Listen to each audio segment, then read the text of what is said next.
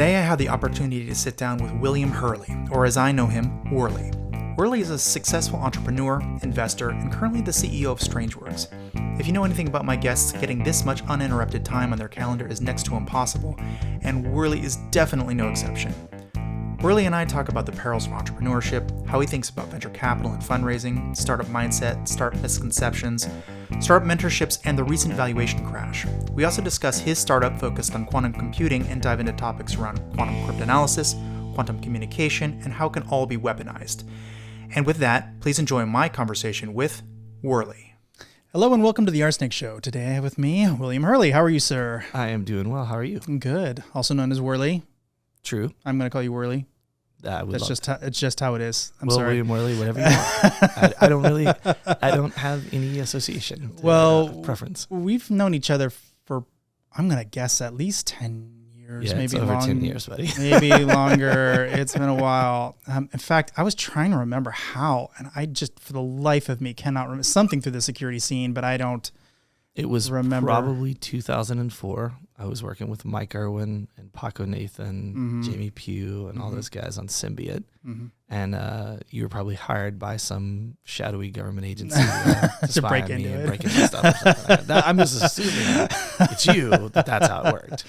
A lot of underwear pics. Yeah. No, I don't know what it was. I think the first time we met was here in Austin, but I just don't even remember how that even happened. So anyway, we've known each other a long time. After a while, it's like, I will tell these. We were probably drinking. That sounds about right. All right. And that's probably why we don't remember. That's it. That all makes sense to me. So you are a fascinating character for all kinds of reasons. So we're going to get through some of them, probably not all of them, but one of your, if I had to try to name what you are, I'd say one of the things you are is an entrepreneur.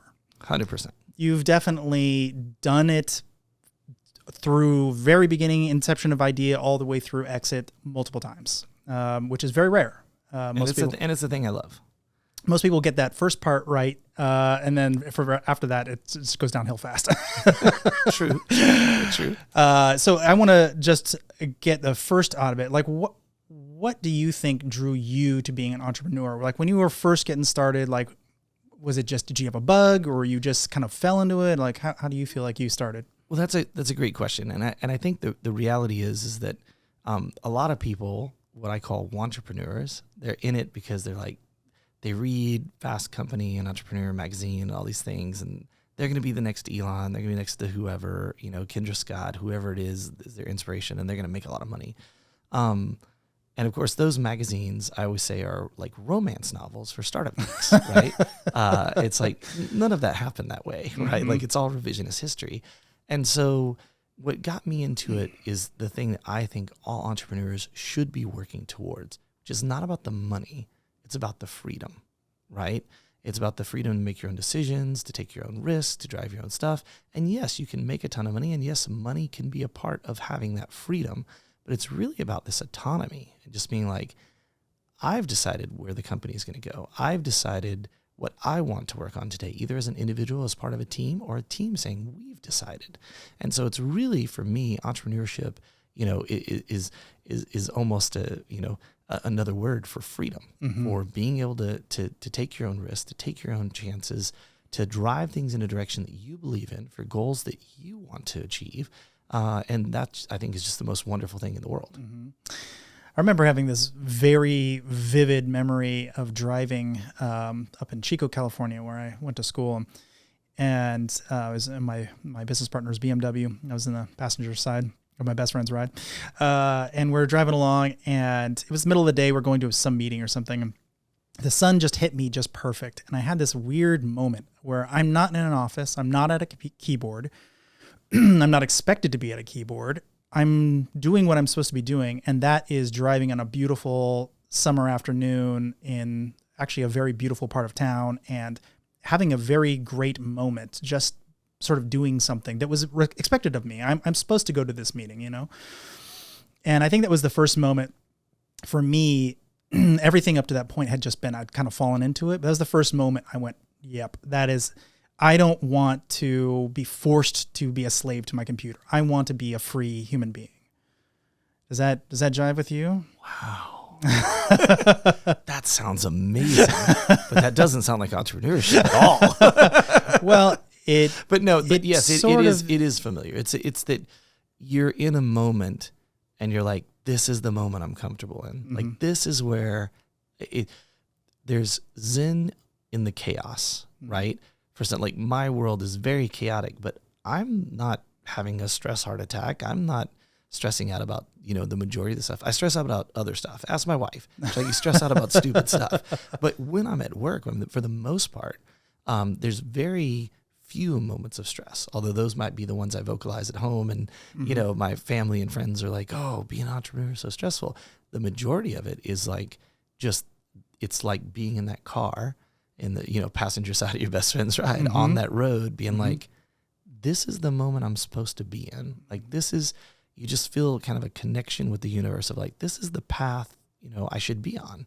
I felt very present in that moment. Right. Obviously, we were busy doing something. We were going to a meeting. I wasn't wasting time or something. And I agree, it's not the average moment of entrepreneur. Most of that is sitting at a keyboard or yelling at the phone or whatever. But it was that moment that I realized that I was my own boss. And I was doing something that didn't look like everyone else's job at all. And that's what I would say. That's what I would call it. It's that moment of realizing autonomy, of realizing if I didn't want to go to this meeting right now, even though there could be repercussions, even though it could be bad for the business, bad for whatever, I could make that call. If I'm in the meeting and I want to leave the meeting, I can make that call.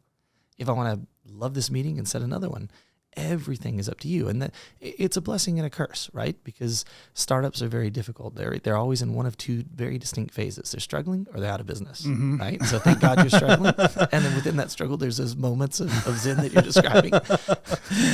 Very true. Very true. So you had some that did not just end in flames, which is very remarkable. I mean, I don't think people listening know how difficult that actually is.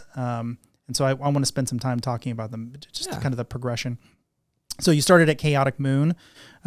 Speaking of chaos, so you have to back up though. Right? You want to go before? Okay. Well, the reason is because everybody has revisionist history, and I like to be super transparent with, how I got to where I'm at. Sure, go ahead. And there were advantages, right? Because so I was working at Apple. I started in answering the phones, ended up in R&D, went to IBM, all those things. But in the late 90s, right before the 2000 crash, I joined some guys at a startup as CTO, and it failed, and still best friends with the founder to this day, and awesome, and it failed for a variety of reasons. But I bounced back and forth between 2000 and 2010 when I launched Chaotic Moon, from large company to startup to large company to startup. And when I was at a startup, they would always bitch and moan about large companies and they can't get anything done and the bureaucracy. And the large companies would bitch and moan about these startups have no plan and they can't stick to a schedule and et cetera, et cetera. And I spent 10 years bouncing back and forth, architecting kind of a new system that I was going to use to start, the first company I could say truly, like, I founded this company. Like, I had the idea, it was a concept, all of that. Because I can't say that before Chaotic Moon, right? And to pull that together and say, here's kind of the best of both worlds. And it turned out it was extremely advantageous, right, to that career. So, it's nice to, I could come in here and be like, any of the famous people on the internet be like, yeah, about 1,000 every time. It's amazing. But there is a method to the madness, and there is an advantage I had. And that advantage was being able to not focus my career on one area. I did security, I did mobile, I did enterprise software, I did system management stuff, whatever. And then not being able to focus on, I'm just going to work at a big company. I could take the big company, save up some of that money, go take a risk on a startup. Goes out, you go back to where the money is, work at a big company. So you have 10 years of what I would say is like almost like a beta test, right, before Chaotic Moon was started. And I think that's really, really important. And Mike Irwin, who was one of my co-founders in Chaotic Moon, we worked at, a couple of startups along that journey. And so, you also had this kind of, okay, you're starting your first startup with somebody that you've known. I met Mike in 1993, late 93, early 94 at Apple. So when we did, Symbiote, and we're working at Symbiote together, we had already had 10 years of experience together. When we did Chaotic Moon, that was 16 years, of experience together. Mm-hmm. And so there's advantages in that, right? Because when startups start, they always start with this idea of like I hate these founder dating things, right? It's like, I'm going to go and sit down and meet somebody and we're going to found a company. It's like, it doesn't work that way, right? And so I just want to be clear on there's been a lot of success, but not without a lot of pain and trial and tribulation that happened in all of that stuff still happened. It just happened in a kind of a lab environment, if you will, before I said, okay, now we're going to go out and I'm going to say like, I've got an idea. And I called Mike and said, hey, we did this iPhone Dev Camp thing in 2006 with Raven Zachary and Chris Messina and all these guys. And it was amazing. And Dom Segola, the whole crew. And now 4 years later, I think we should start a mobile company. Right. Mm-hmm. You know what I mean? So it's a little bit different from the inside than it appears to be on the outside. It wasn't just like, oh, we were doing an interview with Robert and we decided to start a company and, people gave us money and then customers bought it and it was awesome. And now we're rich, like that, which is how most people tell their stories. It's like, it didn't work that way at all. But you did get it acquired to Accenture, Mm-hmm. which was quite an accomplishment. Then you wanted to do Honest Dollar with a friend of yours, Henry Yoshida. Well, we had one in between, right? Oh, did you? So I didn't know that. Chaotic Moon spun out a company called Team Chaos that was housed inside of Chaotic Moon that was acquired by Zynga. No, I didn't And know so that. I call the best year of my entrepreneurial career because we launched Honest Dollar with Henry in March of 2015 at South by. And then in March of 2016, went on CNBC and said, I work at Goldman Sachs now. And that was awesome. But then from kind of the June because before, it got acquired for those who are not following that. right, thread. so the June before, the June after, we had the transaction of Chaotic Moon and the transaction of Team Chaos. So it's kind of like 3 hits in, basically roughly a year time period, which was, awesome. That's amazing. And by the way, not because of me, Well, because partially. startups are teams, and there's a whole bunch of people that deserve credit for each one of those transactions. So Goldman Sachs bought it. Now it's Marcus Invest is what I'm told. Yes, it is part of the Marcus team, I believe. Okay. All right. It has been fully assimilated Yes. into the board. Yes. And you're out. You're no longer part of that. Now you're doing Strangeworks, Yes. amongst other things, which we'll get to. But Biggest mistake of my entrepreneurial career. you think so? This is the failure one. No, I'm just kidding. It's going great. But my wife, Pam calls it my sci-fi company. She's like, after this, no more sci-fi companies. Like she got the mobile stuff. She gets gaming, obviously, finance. This like, hey, there could be multiple dimensions and time crystals could be used to build a qubit that you could get it. She's like, yeah, no more of that. But yet you did it. You decided to start another company, which is interesting for a couple of reasons. We'll get to in a second. And then you also started Ecliptic Capital. Joined it technically. I mean, okay. kind of. I'm the GP, and I think Mike would count me as a co-founder. But Sure. I'm always very clear. Ecliptic Capital was Mike's vision for a long time, and he was looking for a partner, and he invited me, just like I invited him to Chaotic or whatever. And it's super, super exciting because it doesn't work like a fund. It's, structured differently and very, very, everybody says, oh, we're founder first, we're founder friendly. They're not. Okay. I will rag on VCs for however long, 2 or 3 hours. I could go off for a while. So I'm really excited to do that, but I always make really sure that's been Mike's dream literally since I met him at Apple. Okay. Why don't you do that real quick? Why shouldn't people work with traditional VCs? Well, because there's a lot of sources of non-dilutive capital, always good for entrepreneurs.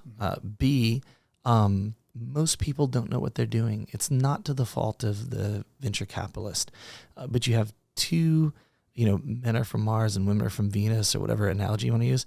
Well, that would mean like VCs are from some galaxy that the James Webb just discovered yesterday, and entrepreneurs are like, on some other opposite end of the spectrum. It's because I hear both sides complain about each other all the time. VCs get frustrated with entrepreneurs. Entrepreneurs get frustrated with VCs. Let me tell you why. Because entrepreneurs don't diligence who they're asking for money. And VCs, for the most part, aren't really great at diligence. They're good at calling other people who they think can diligence, who are busy, and they're like, yeah, that sounds great. But if you're an entrepreneur and you're trying to raise $1 million and you go to a fund that writes $5 to $10 million checks, And they're going to tell you that in most cases. You're not going to hear it. You're like, I'm getting this $1 million, right? And they don't write a check. You don't even fit their model. So it's like, there was never going to be a check there. Right. And they'll talk to you because, remember, VCs have a product, right? There's this myth that VCs, venture capitalists, are out there and they're just, going and blowing and handing out money and building unicorns, all this. They're out raising money every day just like you are as an entrepreneur, except their product is different and special and unique because their product is you. Why don't they sign NDAs? So they can have all of those decks. So somebody says, they go to the Texas Teachers Retirement Union or CalPERS or whoever they're getting money from, and they say, we're raising a new fund of, billions of dollars. And they go, well, right now we're really interested in blockchain or whatever. And they go, look at all of this deal flow we have, so they can get that money, right? That's how those materials are used in many cases. And that's not and also you might come back and need $5 million from them someday. And so, right. So they're going to talk to you. You're never going to say no. So whose fault is that? Is that the VC's fault? It's not the VC's fault. At the same time, we're entering this new era in venture capital. And this is why I'm excited about Ecliptic and what Mike has done there, because for the last 20 years, we've invested in Instagrams and TikToks and stuff that, let's be honest, is super entertaining, but has very little social value. In fact, probably has a negative effect on society. Now you're seeing, investments in the SpaceXs and biotech companies and biohacking companies, robotics companies. So as we transition, and this is a cycle from, what used to be enterprise consumer is kind of now deep tech consumer, right? And as we move into this, VCs are in some cases woefully unprepared to evaluate some of these things. Like, look, I'm a GP with Mike at Ecliptic, and we're super smart. We got a lot of experience. But if you came to us with a, fusion reactor or whatever, it's like we would have to go study up on it. But we don't, we probably don't, Mike might, but we don't know enough about that to really do that. So you've just got this imbalance that's constantly there between the entrepreneur and the VC. Part of it is because people aren't transparent enough. A VC doesn't want to say something that upsets you in a meeting because they want to maybe get the deal. You don't want to say anything to upset them because you want to get the deal. Mm-hmm. And there needs to be kind of this, what I call this philosophy of data, not drama, right? To where you can look at it and you can say, entrepreneurs need to be able to stand up for themselves and say, I don't really know that this is a cultural fit. I don't know that, we have a plan. Actually, I have a really quick anecdote about this. I was attempting to raise money for a company that I hadn't actually got off the ground. I was just talking to people about it. What do you think? And one of the meetings I took with a VC could not have possibly gone worse. He had no idea what I was talking about. So I was trying to educate him on something called search engine optimization, SEO. And he had never heard the word before. So I had to explain what it was. And then I had to explain why it's important because he didn't really understand that. And then by the end of the meeting, he decided he was an expert in it.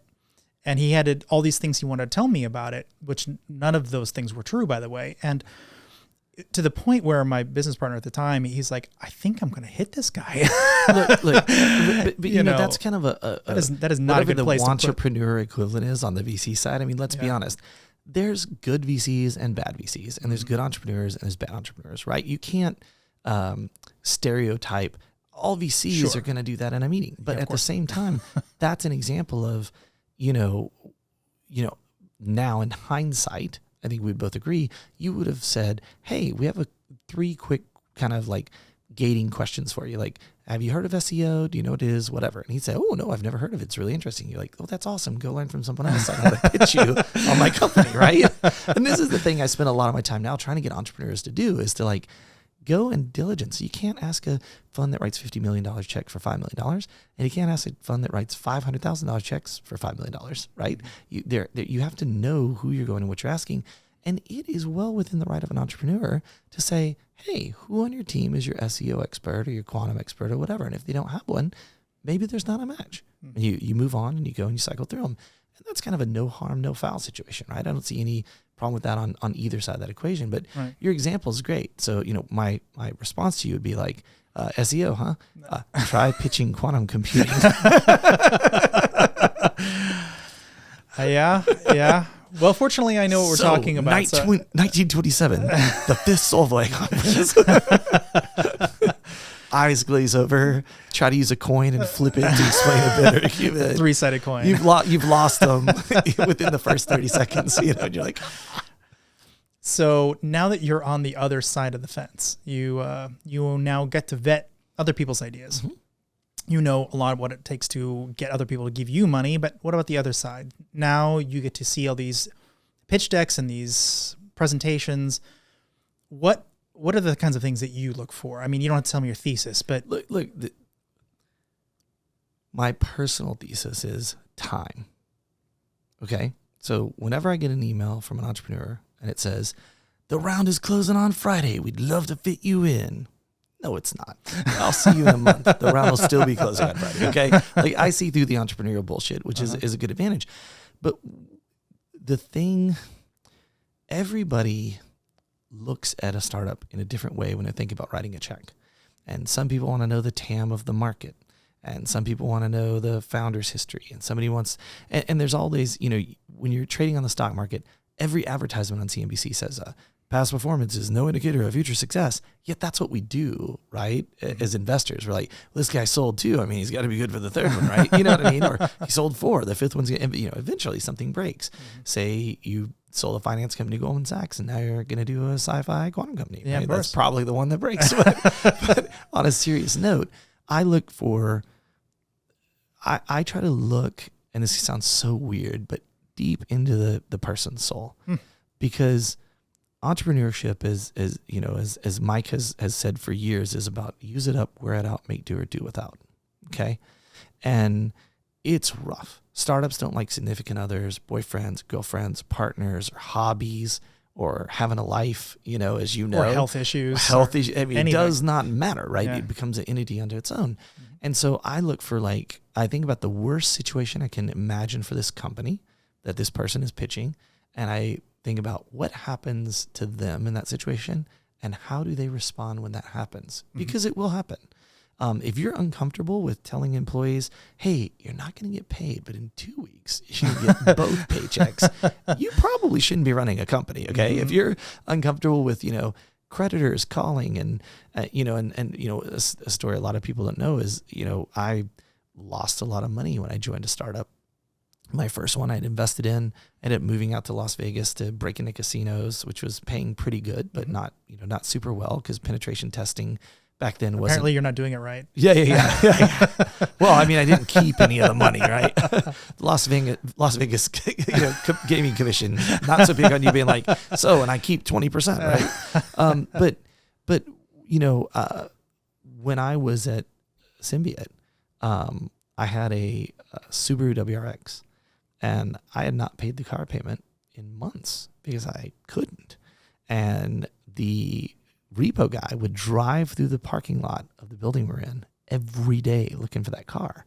And I parked it, several blocks away, and Mike would pick me up in the morning. He would take me into the office. If that makes you uncomfortable, you probably shouldn't be being an entrepreneur. And people say that's too harsh, it's too aggressive. It's not. Like, you will have issues when your family doesn't see you enough. You will have issues when employees think that you don't have the right guidance for where it's going because things aren't just magically working out. Hundreds and hundreds of issues pop up in a startup. It's extremely difficult pressure cooker. And so, if you have, a lot of anxiety or whatever, it might not be the thing for you to do. It's a very uncomfortable thing to do if you're doing it the way you have to do it when you're starting off to seed. Obviously, you get an exit or you get some great funding or whatever. All these things change, but it's like, how much do you believe in that idea? Are you willing to believe in that enough idea to live in that Subaru that the repo guy's looking for every day? Are you willing to take the chance to be like, I'm selling my house to put the money in to pay paychecks for the company because I believe in this idea enough? That level of commitment, that's what I want to see. Because that person, even if they don't know anything about what they're doing, even if I've never done it before, I believe in that person that has a very high tolerance to risk, that is willing to be consumed by their idea and become part of their idea. That's very attractive to me. Now at Ecliptic, we have, a bunch of great partners, Mike Boyle, Mike Millard, Jim Bucket, Adam Lippman, of course, who was at Chaotic. I love to death. What makes it strong is everybody has their own kind of philosophy in their view. And so when you look at it across all of those and you find somebody that I like and Mike likes and Adam likes and Millard likes and Boyle likes and Puckett likes, wow, right? That, Varun likes you too. That's an amazing opportunity. Yeah, I've definitely run across a number of CEOs who, on the surface, they might look pretty unethical with the way they handle business because, it is a lot of that. It's like, well, I'll pay you next week. I'll pay you next week. And it's just kind of one of those. But if you actually get to know them, they have every intention of paying you back. Every intention. They really want to do what they're saying. And if they're not paying themselves, right? Mm-hmm. And nobody else is getting paid, if there's an equality to the drama and the horrible treat, then that makes sense. But you know what? People need to get paid. They need to be taken care of. And that's why working at a startup, even not even a founding one, isn't necessarily for everybody. I've ended up bailing out my friends just to make sure their employees got paid, and I think we have both done that a little too much. I think we have a ledger somewhere that's like you and I. I am. Yes, we're never seeing that. I've money. never seen the money. Realize I know. Yeah, I know. That's exactly it's from true. the goodness of your heart. It actually is, and I don't feel bad about those moments, because I know that there was 10 or so people who really needed that money, and that wasn't going to the founder. That was going to people with kids and whatever. But I actually do agree. I think, one of the investment theses that I've seen and that actually involved my recent company, their thesis was effectively, if this group of people has done it before, so that's your question, have you have some success so I know I'm not investing in some random person. But the second one is, did they not make any money? Because if they didn't make any money, they're very hungry and they're not going to mess it up twice.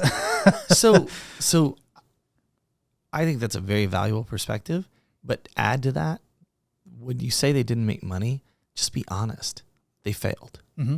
Okay. In one way. Yeah. And failure is not only an amazing motivator, but it is the best teacher.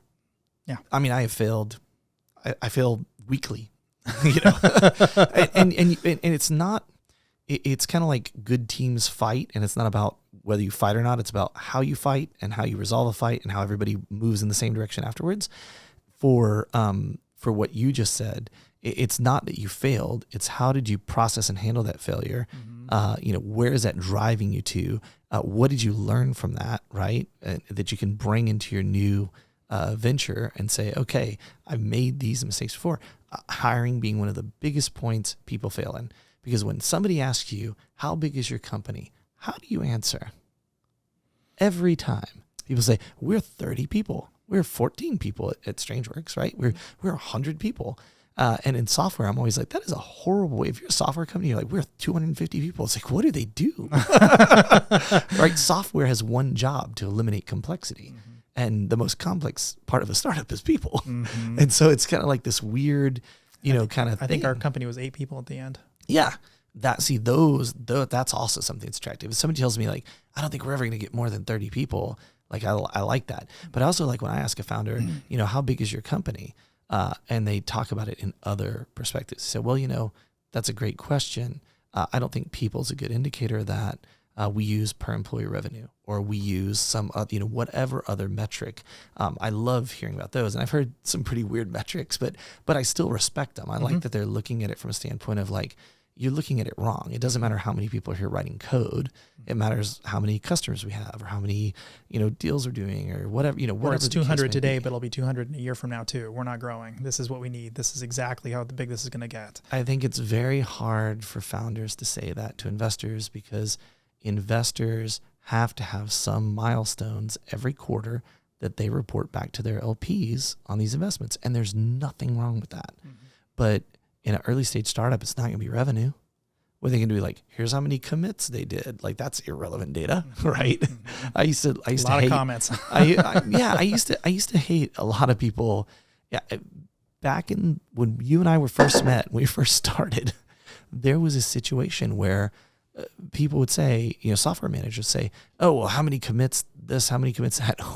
Like, There's 25 commits. Like, what does that have to do with? I didn't make the code any functionally better, right? No. So like how you look at these things and how you judge them and what metrics you use are going to be individual things. What I do isn't what everybody should do or wants to do, right? You could go out to California and say some of the stuff I'm saying this week, get out of here, or maybe somebody likes it, or go to New York or whatever, right?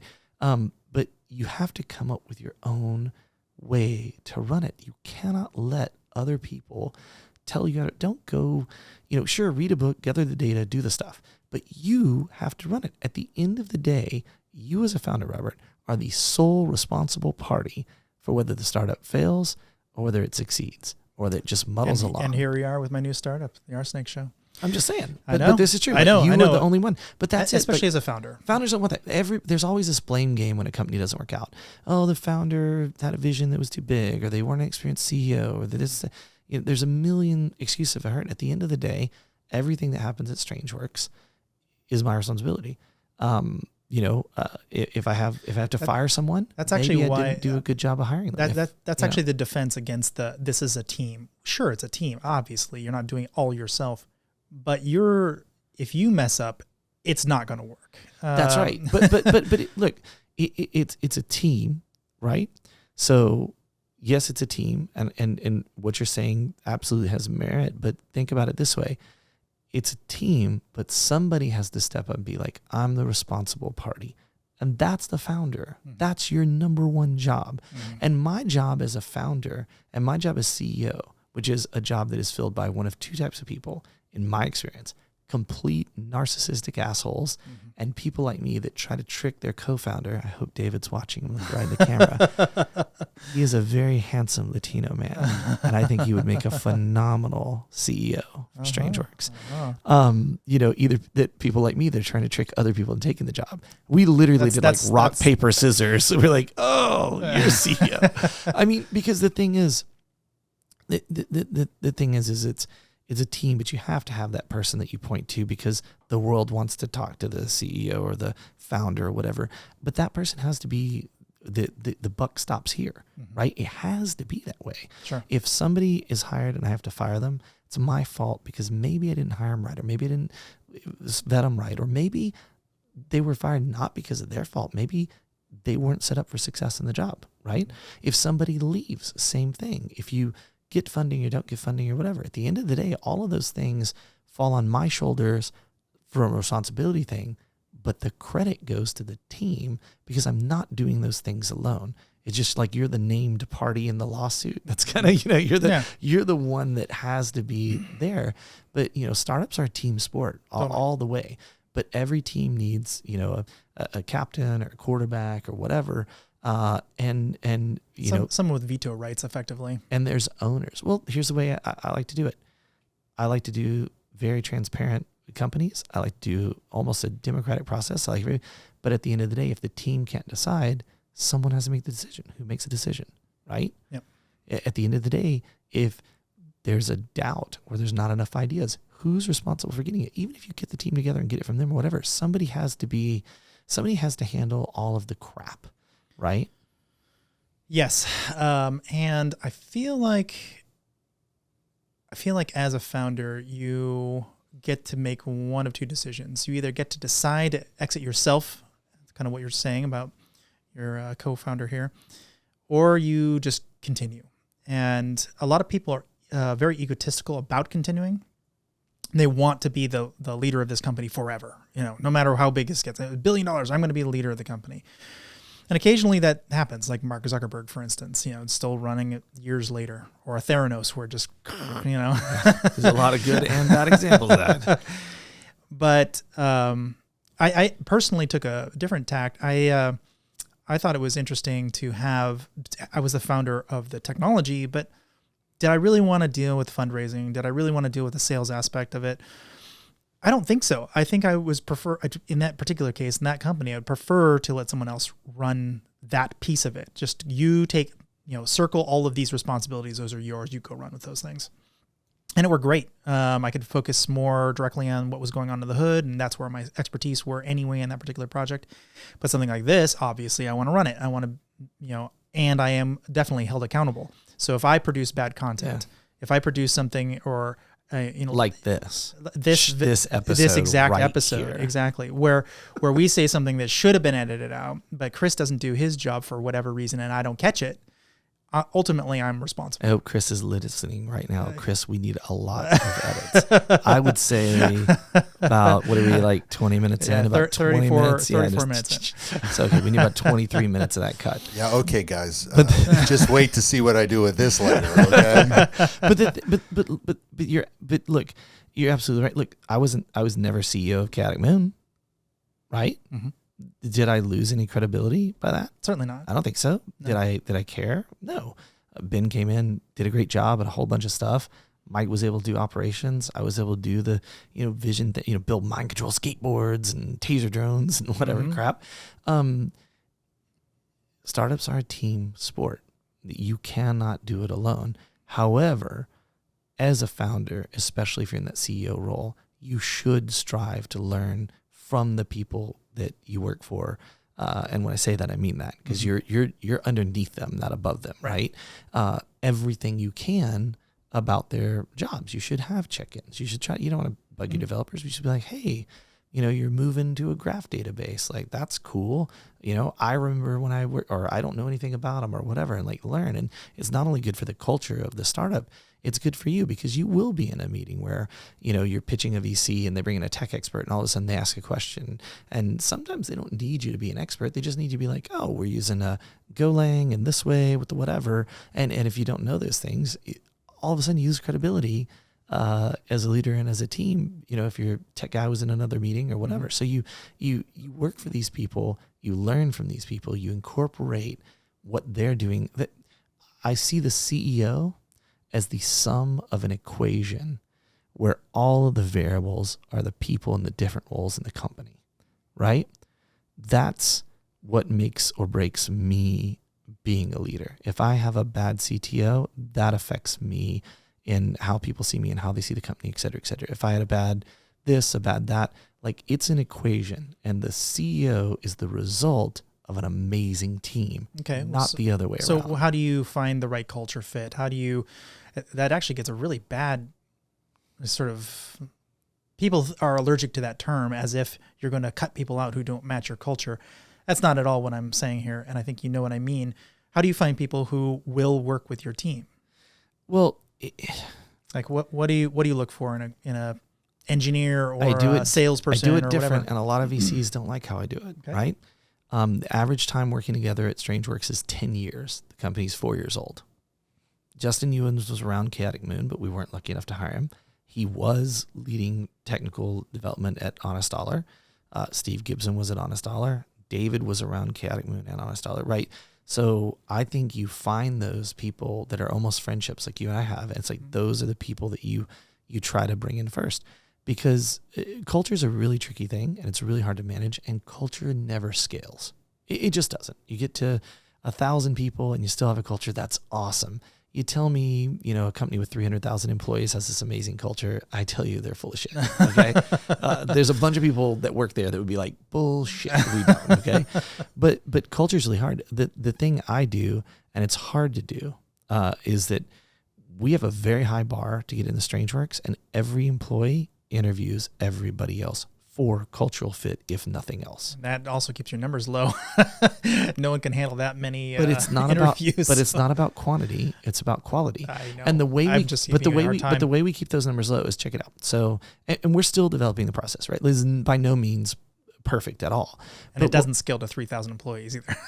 It might. Yeah, I challenge that. I've been challenged. So I know I've been working off and on for the last couple of years with Legatum Center, for entrepreneurship at the Sun School at MIT. And one of the things I'm wanting to approach Dean on, and she's going to murder me. She's like, you should approach me on a lot of other things I want first.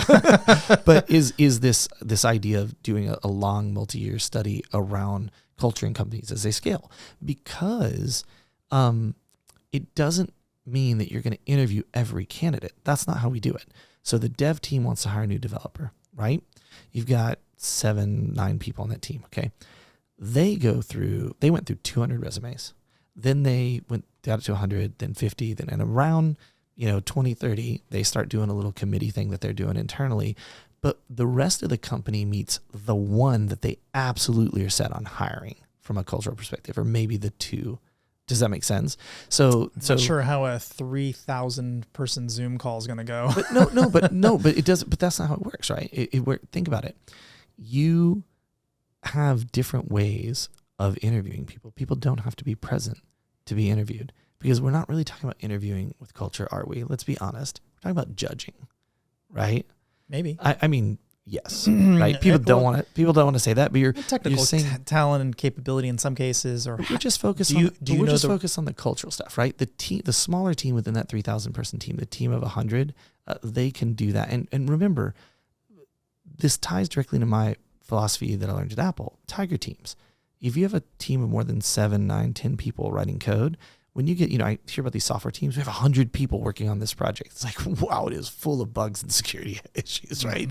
Like it doesn't work that way. So I'm also seeing these small groups, 3,000 person company, to me, is a bunch of 7 to 20 person teams, right? So they're going to interview everything. And 3,000, everybody couldn't do it. But there are methods of self-selection. There are methods of looking at these things and judging them from different perspectives. And, at 3,000, would it work to have every person talk to 3,000 person to get a job? Obviously not. Can you have, 300, Zoom calls with way too many people on them? You're right. But if you're doing the job right, that cultural fit isn't the end result like we're doing it now. It's the first thing. I don't give a shit how good you are at coding. I don't care how good you are at business development. If you don't function within the team, within the family we've built, that's a rejection. Mm-hmm. And so it's almost like it reverses as you get smaller. Everybody talks to them, and culture's the last thing. Bigger, you start with the culture, and then you let the team, kind of look at the ramifications of that. Can they code? Can they do this? Can they do that? So one of my friends, this is only for technical, at least the way he designed it. He could probably expand it to do other things, but he basically had these games that he would set up. They were extremely technical games, like multi-phase, extremely difficult, break into things and find things and code things. And there's just this incredibly complex layering thing that you had to go through. But no, he just made it a game. Right. He just put it out there and just said, hey, if anyone try to break this game.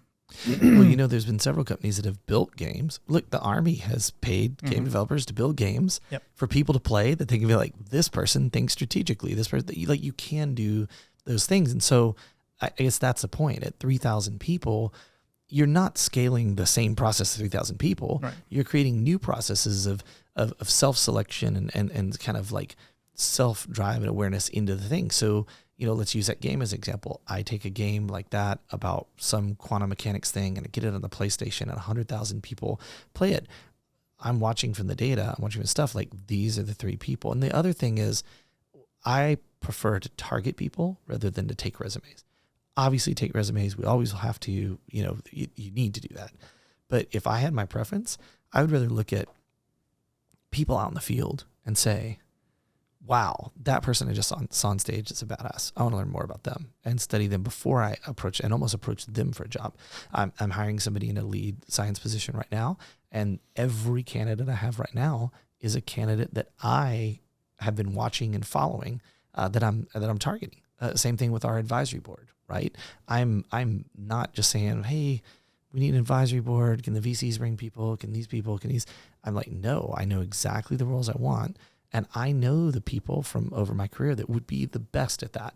And I know a lot of them are going to say no, but I'm going to take their recommendation a lot differently than I would some blind resume or whatever. I mean, it's incredibly complex. And look, we're going to make mistakes in it. We're going to make missteps, and not everything scales.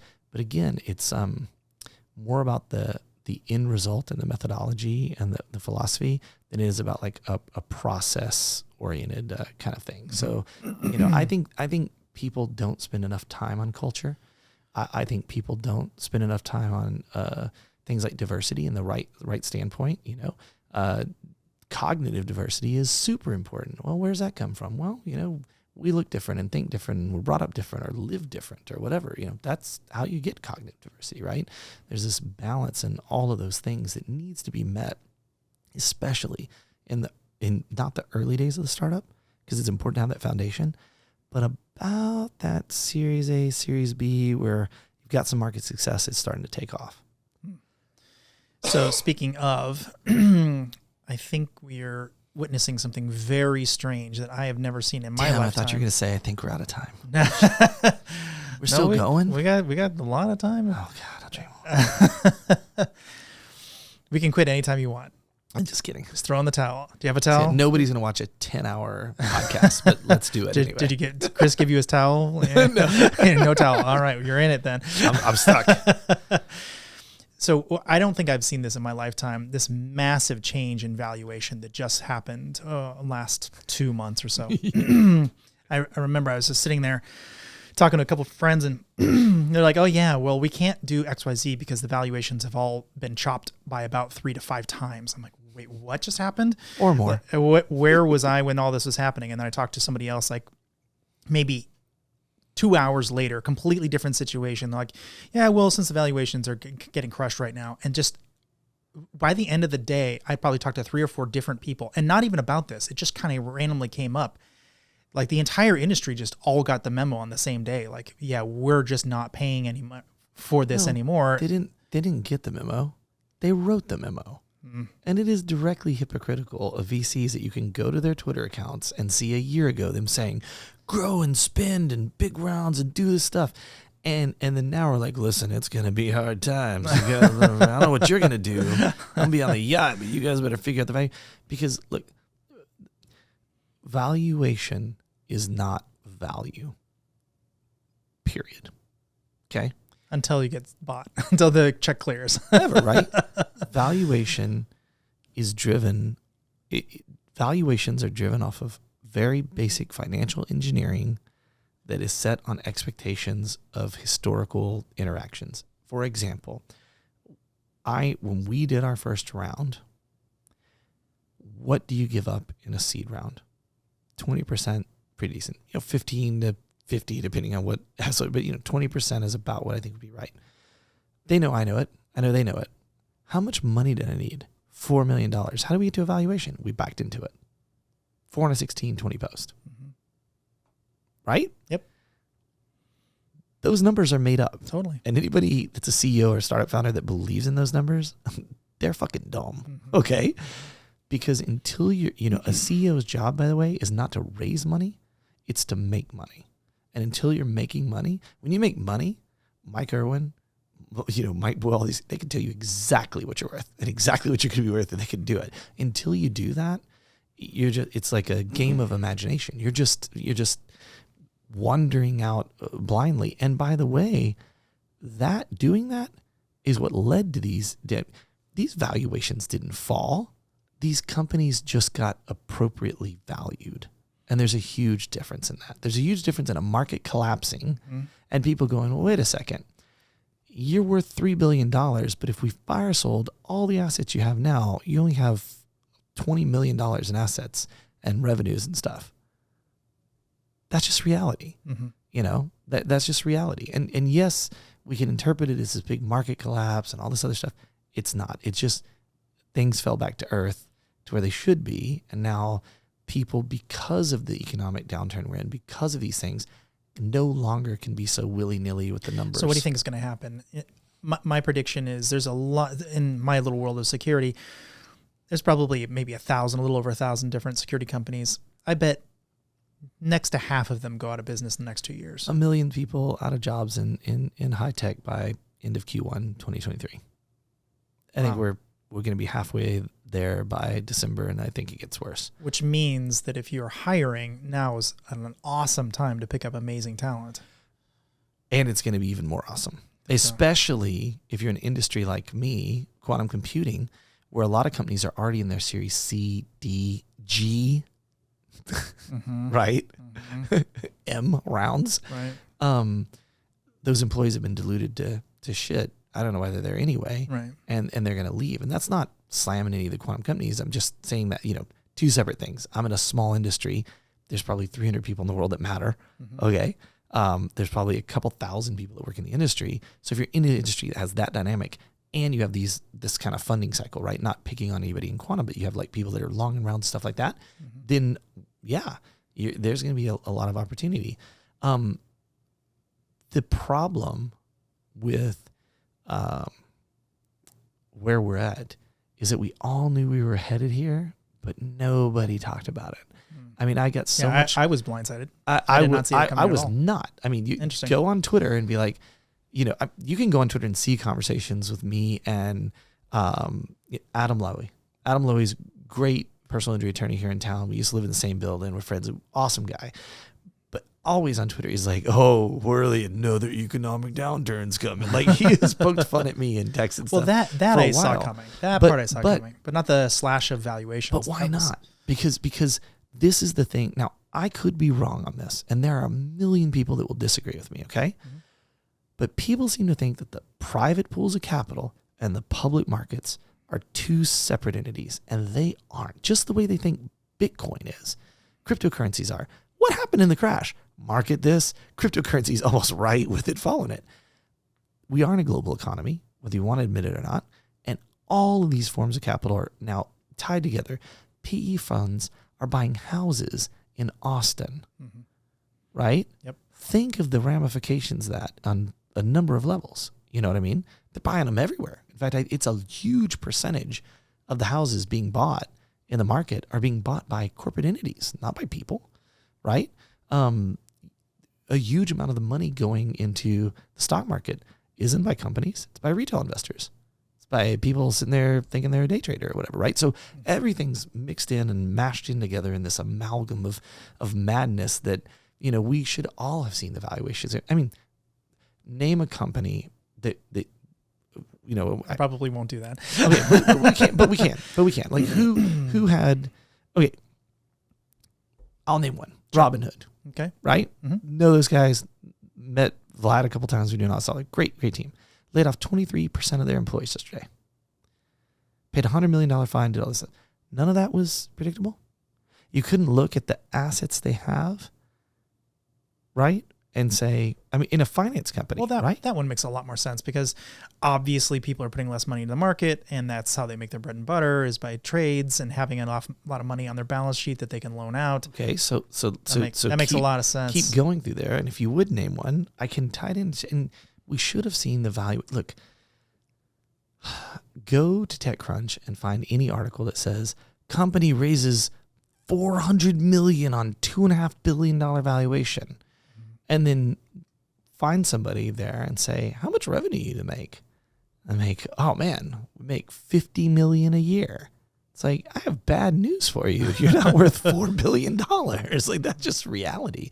So for me, with the economic downturn, which we both saw coming, but the startup downturn, I mean, yes, 100%. It's ridiculous. It's ridiculous. I'll never forget one of the hardest moments of my entrepreneurial career. I was at the company that was failing, and one person left, another person left, and I ended up being, interim CEO, which is basically guy who will turn the lights out. And I was panicked, and I called Mike, my friend and the greatest entrepreneur I knew at the time, and I was like, I need you to come over here. And he came over to the offices over in Westlake, and he said, all right, what do we need to do? I said, well, we got $1 million in the company. I got to figure out how I can get out of, now I'm doing this. He said, did you buy this table or you rent this table? Are these coffee cups yours? What was greens? He started going through everything, started writing it all out on the board. And I'm going to be pretty close on the numbers. I think what he said was something like the effect of, he spends all his time on the board. He's asking me these questions and the software and the patents and the license. You're worth about $147,000, $147,360.12 or whatever. I almost had a coronary, but that is how you value a company. Like, Tesla's worth more than General Motors? I don't think so. We sold everything that those companies had. Clearly, there's a difference, right? And revenue. And number of vehicles, and all of these things. And patents. That's right. Yeah. All of it. Yep. And so, we should have all seen the valuation crash coming. Like, it is ridiculous. And I guarantee you, the people making the valuations, The people doing the big money moves, they knew it was coming. Okay, so sure. I did know it was coming with regard to housing. That was one I did see coming as well. That I knew for a fact that was going to occur. But yeah, I definitely was surprised to see the startup community get hit, mostly because I just thought the PE community would protect them. I thought they would say, no, we're going to artificially keep these high because there's so much money to be made. You listen to Ray Dalio? Because I think he said they're thinking the PE funds around this time of this year are going to lose something like 40 to 70% of their value or whatever. They're going to protect themselves. Like everybody's going to be in a bad, look at the housing market in China and all the ghost cities. You know, the China birth policy led to what? Led to more boys than girls. So there's a huge competition for wives and stuff, right? So how do you do that? You go, I got 4 condos. So you've seen that part of the big short with the stripper. She goes, on all my houses? How many houses do you have? Right? Like I have 5 loads or whatever. There's a lot of people like that in China. And that housing market is starting to collapse. And those ghost cities, all that stuff's going to come to bear. And, you know, people are like, oh, screw China. It's like, you don't think that's going to affect us? That is nuts. We live in a global economy. All of these things are so intertwined. You know, people talk about a war with China. Maybe. I mean, also, you're going to go to war with your biggest customer or whatever. You know what I mean? Like, it's like things are not like they've ever been in the history of the world before. And these valuations were out of hand. They were ridiculous. I talk about it so much because it pissed me off to see. And I'd have friends that were like, we just did this great deal. We just raised, $20 million on a $500 million valuation. It's like, you are screwing your company. You can't accelerate the valuation, accelerate a startup like that. They have a natural path that they work out. There's a reason that, they run lean and this and that and all those things. You can't get around those rules because, what happens when you get that money? You can. It's just called the kamikaze business model. It's like to burn all the cash as fast as possible. It's Russian roulette, right? It's like, click, we made it. Click, we made it. Boom, we're dead. Yeah. That's the truth. So I was not a fan of the high valuations. Not that I don't think companies should be highly valued. I just think they should be highly valued on some metric that is based in reality. Sure. That isn't like, well, I have to, because what plays into these high valuations? The last round. So once you did a high valuation, well, the people that just invested you aren't going to improve it unless it's higher, right? They need a markup. So you get into this kind of like self-fulfilling prophecy that leads to exactly where we were at. And we should have all seen it coming. It's ridiculous that the venture capitalists didn't see it coming. It's ridiculous that the entrepreneurs took those valuations. I mean, you can't bitch about it. You knew it wasn't right when you took it, but you looked at your personal wealth gain in that equation. And that's the wrong way to run a company. And that's the wrong way to look at a company. Interesting. So intellectual property is another one of those that is going to be a strangely available commodity because a lot of these companies are going to get sold for pennies. But they did have intellectual property, and maybe there was even good intellectual property buried in there. I think there's going to be a bit of a fire sale about different patents and that kind of thing. But out of curiosity, where do you stand on having a patent either before or start the company, then get your patent, or even have patents at all? Like, where do you stand? I hate this answer. No, I'm curious. I think most startups are just stupid for making patents. And I'll tell you why. You shouldn't have them at all. There was a study that was, they can't use them. You shouldn't have things you can't use at a startup. And so here's the deal. You have a patent. That patent's worth about $525,000. I know this because if you go back, there was a study about 10 years ago where we looked at every acquisition and they divided it by the acquisition number by the number of patents. And it came out to about $525,000, right? There was a definite theory. That doesn't mean patents can't be worth more or less or whatever. Sure. And that doesn't mean you have some golden patent. But in general, startups waste a lot of time and a lot of money. Prosecuting a patent is hard. It takes your tech team time. It takes your business team time. It takes your lawyers time. Your lawyers are expensive. Your lawyers have outside lawyers. And you spend all this money to get this patent that is too easy for me as a large company to say, I'm violating that patent. What are you going to do about it? What are you going to do? You going to sue me? Great. Let's go to East Texas where Samsung built a fucking ice rink for the locals because they're on the juries. Okay. And by the way, I have 1 million patents in my portfolio and we're going to set that court date for 2030. See you then. Oh, by the way, there's an injunction on you to not do your product until then. I mean, patents are also bad because Patents are the way I reverse engineer your product. Thanks for laying it all out for me, dumbass. Right? There are so many. Intellectual property isn't just about patents. You have patents. So what they clearly believe there's Hang some on, utility. I have patents at IBM. Sure. I was a master inventor. What do you think my job was? Yeah, but You have something here, and they have something here, and I put something right in the middle, and now we create a patent pool. so are you saying that it only works if you are big enough to prosecute them? It only works if you have the resources to prosecute and execute them, right, and defend them, okay?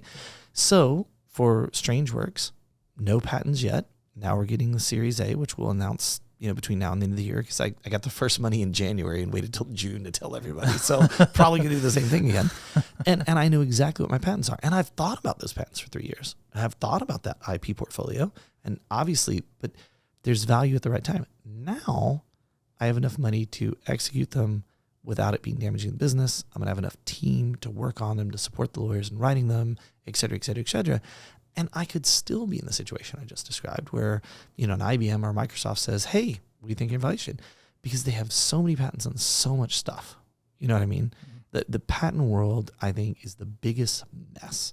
I think a lot of examiners do their best to evaluate things. Let me ask you a question. How, because recently a group we're a part of, run by Paul Steimers, for basically a quantum coalition, was working with the patent department, I think still is, to get examiners who could evaluate quantum patents. Let me ask you a question. How many examiners do you think at the patent office right now today can legitimately evaluate the novelty of quantum mechanics applied to something?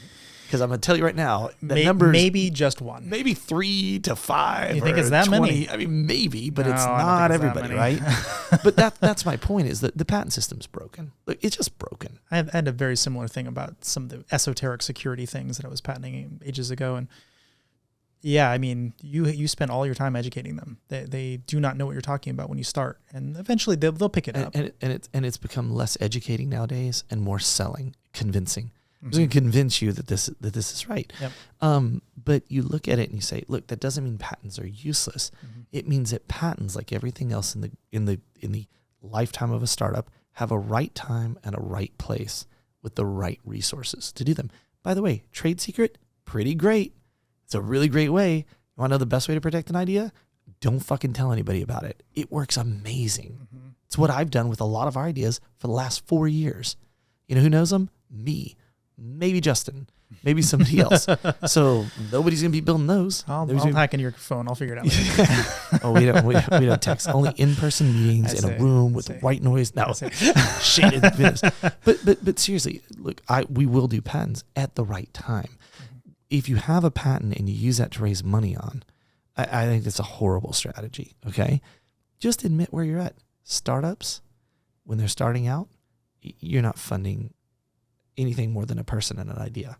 Maybe they've got some code. Okay. Maybe some startups get customers depending on the area. But when we're talking like the deep tech stuff, getting patents assigned from a university, that could be interesting. Like not writing patents yourself, but say you're a quantum company and you work with universities and you get a license to IP or a license from CERN or Los Alamos or Xerox or whoever, that could be very useful because now you've got those patents and a right to some, but you also have somebody who has a financial interest in your patent you're using who also has a big patent library, right? And look, I'm not a patent lawyer and I'm not giving legal advice. I'm just saying, just curious. I've seen so many startups raise $4 million and spend $500,000 of it, making IP. And it's like you are most likely in 99% of those cases never going to see any money on that. And it's certainly not going to keep you from going out of business. So what about education? What do you feel about founders who don't have formal education or employees? I love them. I don't have formal education. I mean, either. I think we're great. I was just going to say, you and I are those guys. Look, but that also doesn't mean there's a problem with formal education, right? I tend to find the people without the formal education can be a lot hungrier than the people who have it because they grew up differently. They don't have it for a reason. They're a little hungrier. I think hunger is super, super important. If you're a startup founder and you're not hungry every day, if you don't wake up every day and you're going to destroy the fucking world to make this company work, then maybe that's when you should quit or shut it down or leave. It's not about just monotony going into your startup. Oh, time to make the donuts, right? There's a ref for that. Now I'm old, right? Nobody's going to know that. But it's about that passion and that drive. And you don't have a formal education. I don't care. I care about creativity. I care about ingenuity. I care about, how inventive you are. I care really about what kind of person you are, because I do believe that much like Michael Jordan being the greatest basketball player ever, Tiger Woods playing golf, or whatever it is, everybody is genetically disposed to be better at some things than they are at others, than other people are. I think entrepreneurship is almost damn near a gene, right? You've got the drive, and it's cultural, how you're brought up, this and that, how hungry you are, all that. But I think at the baseline, some people don't have anxiety and don't get it easy and are very high risk people, right?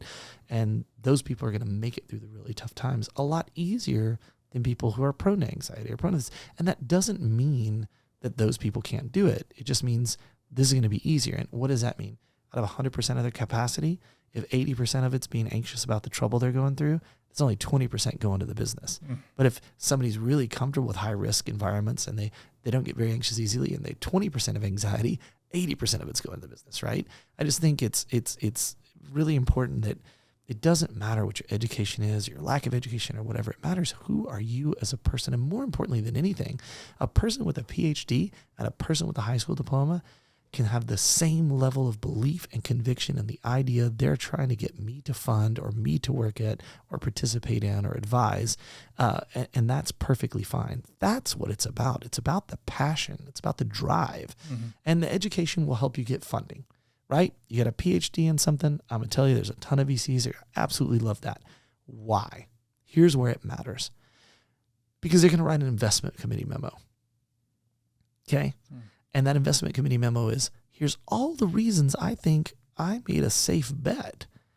And then when it goes wrong, it will 9 times out of 10, they can be like, hey man, I invested in a guy with a PhD who invented the field, who had this great team and these patents from this university and all of that. I mean, I literally boiled all the risk out of the deal I could, which is their job, is to boil risk out of the deal for their LPs, for the money they invest on their behalf, right? But so, does it affect you? Yes. Do I care about it?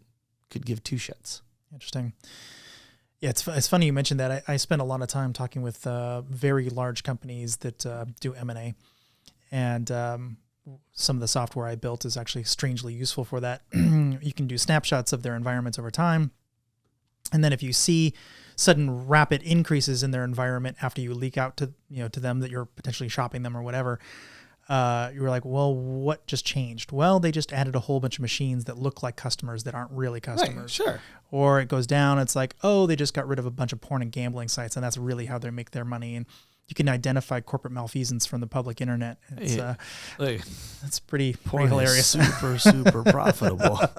I mean, you saw the OnlyFans MasterCard thing. MasterCard was like, porn? No way. Have you seen that College Humor thing? I know the CEO's like, he's on the phone and he's like, well, look, conservatively, how much of our platform is porn? 9%? 90% or whatever. And you had that thing where MasterCard said, look, we got to take a stance here. And I think Visa did too. Several credit card companies, not paying on MasterCard, said, hey, we're not going to be processing your porn transactions. How long did that last? Oh, maybe a week. I think it was like a week and a half, maybe at the most. They're like, you know what? We got to treat everybody equally, okay? We're big on equality. And if porn is your business and you're doing hundreds of millions of dollars, that works for us. We got to help you out. But, it's an interesting, all of these things. Look, I think the thing is that we're saying through this whole conversation is there is no right or wrong. There's no like, this is the way you build a startup, or you have to have an education, or only people without. There is no right or wrong. Yes, but there are still things that can make you more successful. So what would... But depending on the environment. Oh, okay. But what would you say to somebody listening who wants to start a startup and just hasn't started it? It's an idea, it's a germ in their head, or even a previous version of yourself, go back, unwind the tape, 20 years or so. And what would you have told a younger version of yourself, a piece of advice that would have, made a big difference for you? I'm going to paraphrase something I learned from Tom Bishop when I first got promoted to manager at BMC. And he took me to lunch and he asked me a question that has been a splinter in my mind to this day. And so I'll change it from what he said to be appropriate for this conversation. Okay. So I'm stealing it, Tom. Do you want to be a founder, or do you want to do what founders do? Because those are two extremely different things. You want founder on your business card? You want your mom to be proud? You want to be in the local business journal and be like, I started a company? Or do you want to be up at 4 a.m? Do you want to deal with an employee that was key to you that just got pregnant or found out they had cancer? Or do you want to deal with the fact that you found out somebody has a drug habit, or this or that, or all the other horrible things that can go on? Which one of those do you want to do? Because I spent a lot of time just openly wanting to be that guy and not realizing that the people that profess to be those guys aren't, that we're putting value into heroes that aren't heroes at all. And they're not villains, but they're just people doing it wrong. Like, it is different and so much more wholesome and nurturing to me to be valued by an employee that works for me rather than I won CEO of the year or whatever bullshit, or the VCs really like me. That's what's important, right? And I didn't always have that perspective when I was young. Like 100%. Like when I joined the first startup, I was like, man, everybody's getting rich. I read Fortune, Fast Company. I was like, wow, this is the way it works. Red herring. I read a lot of red herring. When red herring was out, we both read a ton of red herring, right? What did red herring make you think? Wow, startup people are so cool. They look cool. They're fashionable. They're rich. There's a picture of them on a private jet, and you can get into that. And look, just like anybody else, there was a time in my life where I was like, not like, I'm going to get rich, but I was like, this is so cool. Like, I'm going to be like them, instead of saying, who am I? Right? Know thyself, right? That's the first step to being a founder. You want to start a company? Awesome. Here's my recommendation. You said for everybody who wants to start a company. Sure. Get off your ass and go start your fucking company. Don't quit your job. Don't ask an investor for $1 million so you can still get $150K a year salary. Eat ramen noodles, work nights and weekends, bust your ass, make your partner mad at you because you're not spending enough time with. Do it the right way, and do it as young as possible. You see all these kids that are afraid to start a company because they're young and have no experience. Are you kidding? You can still live with your parents. And that's how you get experience. It's the greatest time to be an entrepreneur, when you're in like your 20s and you'd be like, Mom, Dad, I'm starting a company. I need to just come back into the room. Like, that's amazing. But just go do it. And the key to doing it, know yourself. Here's how I like to describe building a startup. Building a startup is like building a puzzle. And here's a mistake everybody makes. When they're building a puzzle, how do you build a puzzle? Everybody starts with the edges, and then they fill it in. Random patches of blocks and stuff in the picture that looks together. I always tell people building a startup is like building a puzzle, except you start with one piece, and that piece is you, and you put it on the table, and you build from the middle out. And you say, I don't have this shade or this thing, and that's finance, okay? Boom, here's the person I'm hiring for that.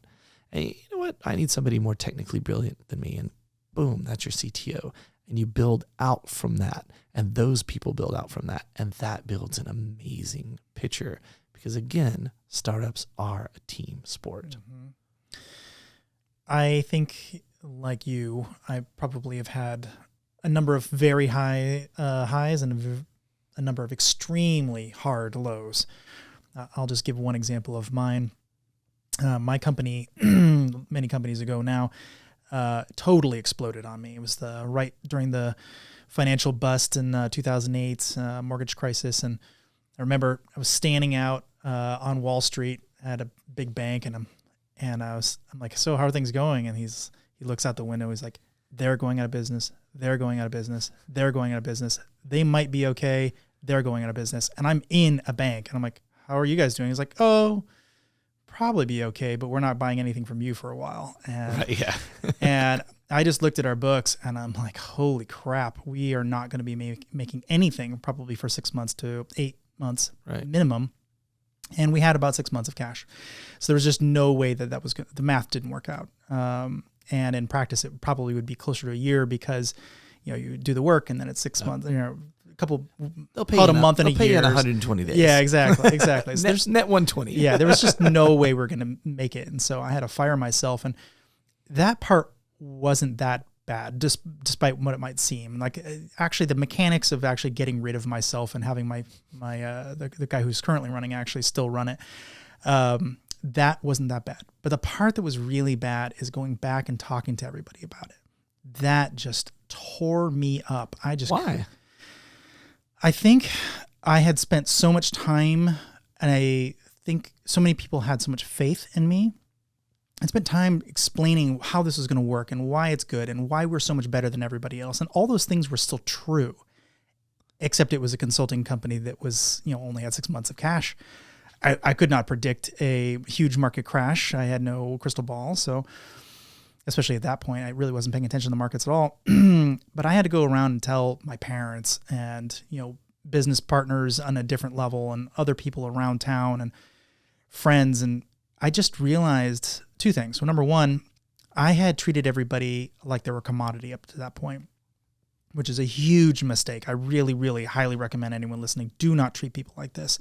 But I had. And so when I looked around town, I'm like, I don't know that any of these people are I don't know that we're really friends. I think I've been treating them like a transaction. But also, I just felt like an enormous failure suddenly. Like this had been my ship and I had just steered it right into the rocks. And that was rough. And I came out. Because half of what you said, just being blunt, as we always are with each other, sounds like your ego got bruised. Sure, totally. Fuck your ego. Yeah. If you have an ego and you don't check it in the door when you're doing a startup, you are so screwed. Totally. So screwed. And that's what I'm saying. Like when I was young, it's like, oh, I'm just here now and I'm working with these guys. I'm going to be CTO of this startup. And on a minor scale. But when it failed, what helped me and helped propel my career is, for some reason, I was so accustomed to failure that Why? I just... What happened? Well, how'd you get there? Because whether I was honest with you or not when I was young, I was honest with myself. Good. I was objective. Mm-hmm. This is a failure. And but I didn't want to hide it. I wanted to embrace it for some reason. And I guess I grew up with that whole like live and learn and, tough lessons or whatever. I grew up in a military family. And so for some reason I embraced it. And then over time I was able to, a lot of people are like, oh, well, now that you've had all these exits and stuff, it's easy to say all this stuff. That's not why, right? The amount of money in the checking account is not what allows me to be more open or transparent. It's that I started doing it more and more, and I started doing it with more and more difficult things to admit about myself, more and more difficult situations that I had steered myself into the rocks, right? Mm-hmm. And because of that, and because kind of knowing myself and that objectivity, I was able to be open about it. Being open about it is what drove my career. People love authenticity. They love people that are genuine. And as I would say, I really fucked that up. And people said, well, man, like nobody would say that. Like that's cool and talk about it. The more I talked about it, the easier it got to talk about. Almost like a therapy, right? Mm-hmm. And the more I talked about it, the easier it got to talk about, the more aware I became of, hey, am I headed down that path again or this path or that path? And I started making these minor adjustments and moving, myself forward. And so success isn't what allows me to be like so nonchalant about being an entrepreneur. It's being through the trials and tribulations and being okay with the things that I fucked up, being okay with the places I failed, being okay with, I had to go to people years later and I make this a practice and say, I'm sorry. Like I was wrong. Like, I don't give a shit. Yeah, but I give a shit. Mm-hmm. Right? I mean, I'm saying it that's rough, but it's as much as me for as cathartic. I am for you. Yeah. Yeah. So I had my highs. They're not the kind of highs that most people would expect. It wasn't the day it's that like it wasn't the DMA day that, it wasn't the day the check cleared. And I was sitting in a middle seat in cattle class on my phone, and as all good entrepreneurs do. And you couldn't get the cargo seats. They wouldn't let me get in the basement down with the dogs. No, I that wasn't it. Clearly, that wasn't it. It was memorable because of how shitty that moment actually was. You know, Right. it was just like, it was more just like finally. The actual highs were much smaller and kind of almost hard to quantify, even talk about. There's moments when someone would touch your product and just really get it. It's just like, that's so. No, you just good. got up on stage at a conference and talked about your product, and 3 people out of 3,000 are lined up and are like, "Whoa, that's so cool!" And you're like, "Oh my god!" Some random stranger thinks it's cool. I totally get that. You know, honestly, when we sold Honest Dollar Goldman Sachs, it wasn't like we're victorious. It was like, whew. You know, I always like. There's a great line in one of the old Star Trek movies that was sampled by Information Society in 1994. You know, that "I Want to Know What You're Thinking" song. Anyway, everybody can go listen to it on Spotify. But the sample starts off with, you know, Jim McCoy, and he says, "It's like, well, it's worked so far, but we're not out yet." It's like, that's a great philosophy to have running a startup. That is an amazing philosophy. And so then when you make that transaction, it's not like, woohoo. It's like, whew, you know, there's a big difference. And the car's like going across the finish line with one wheel and it's on flame. It's, you know, and like as you jump out of the door jumping and out roll of it to safety. and it explodes and everyone's cheering. And yeah, I mean, it wasn't quite that dramatic, but it certainly felt like more like that than a big, massive celebration with balloons and, you know, ticker tape parade and all We that. celebrated the sale of Honest Dollar a year after the sale of Honest Dollar as a team. We all went to Vegas. That's when we were like, about a year later, we were like, oh, okay, now we believe it. Now it's real. We didn't celebrate, and we all went to Vegas and, you know, saw Tiesto and ate fancy dinners and did all of that stuff. You know, I think that's about. I think As soon as the I think it takes about 6 months to a year for an honest, genuine entrepreneur after a success to be able to be like, I can accept this as a success. as soon as the reps and warranties insurance is back in, All of that. you haven't, Right, you haven't been sued in a year. You're like, yes. Right. Yeah. The clawbacks are gone and the stuff. You're exactly right. Like, people don't think about that. Yeah, people are like, whoa, they sold that company for $1 billion. And I see this a lot in a lot of cities. I see it in our city. You see a lot. Companies sold for $1 billion. Here's what other entrepreneurs think. They have $1 billion. They live at the W and they have a Ferrari, or they bought a place at the Estonian and they got a McLaren, or whatever the case is. And here's the reality. They started the company 7 years ago. They've been through 6 funding rounds somehow in that time. 3 heart attacks. Right. The guy, the founder and the management team now own like 7% of the company. Okay, so it's not $1 billion, right? Yeah, nowhere near. But this is the biggest thing wrong with entrepreneurial culture, is this need to look successful to other people. Who gives a shit? Do you go home and sleep at night? Are you happy? Your wife happy with you? You get time to spend time with your kids? You do all the important stuff? That's important. Who gives a shit? I mean, I dressed up for the interview. Yeah, I can tell. This is a new shirt. Yeah, oh, excellent. You know, excellent. like I'm not in it, you know. I drove my Tesla Model Y, you know, not a freaking McLaren or whatever.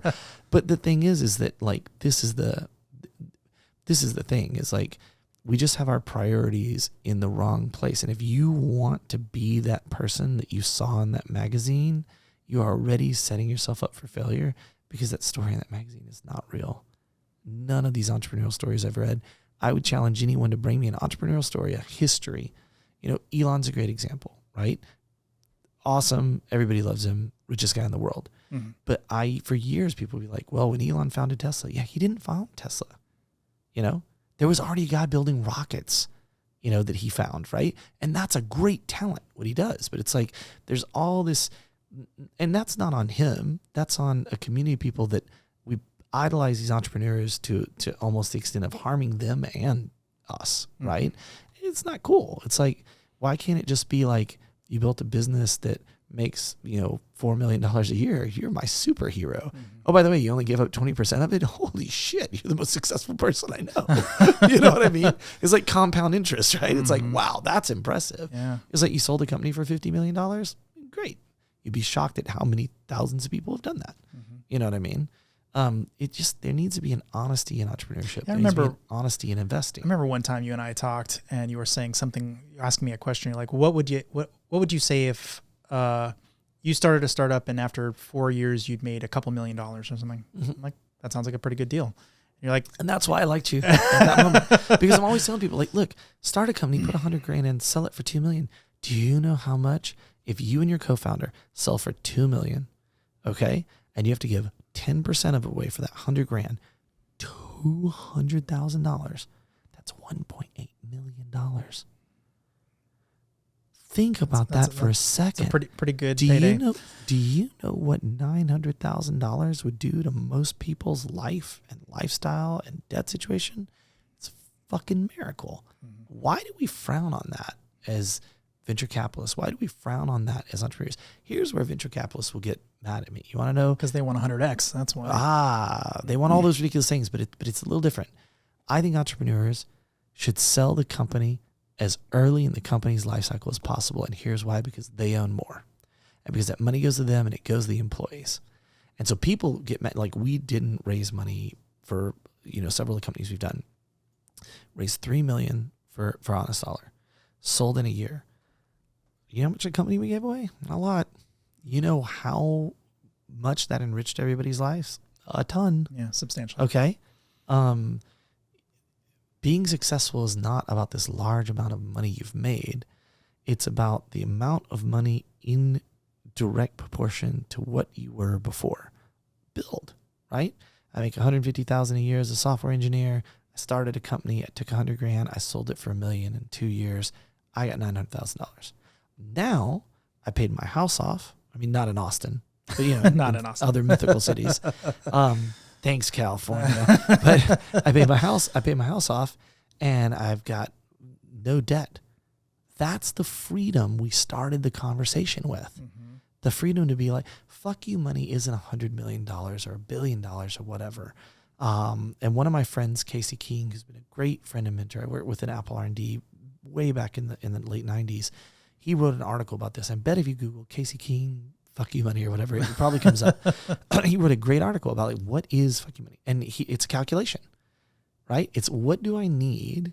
The way I look at it, not wanting to, he may have other stuff in that article, but what do I need to not have debt, to have the freedom to not have to go to work, to let my mind be free to come up with the next idea, to be able to fund myself, in a small studio like this, to build it up, et cetera, et cetera.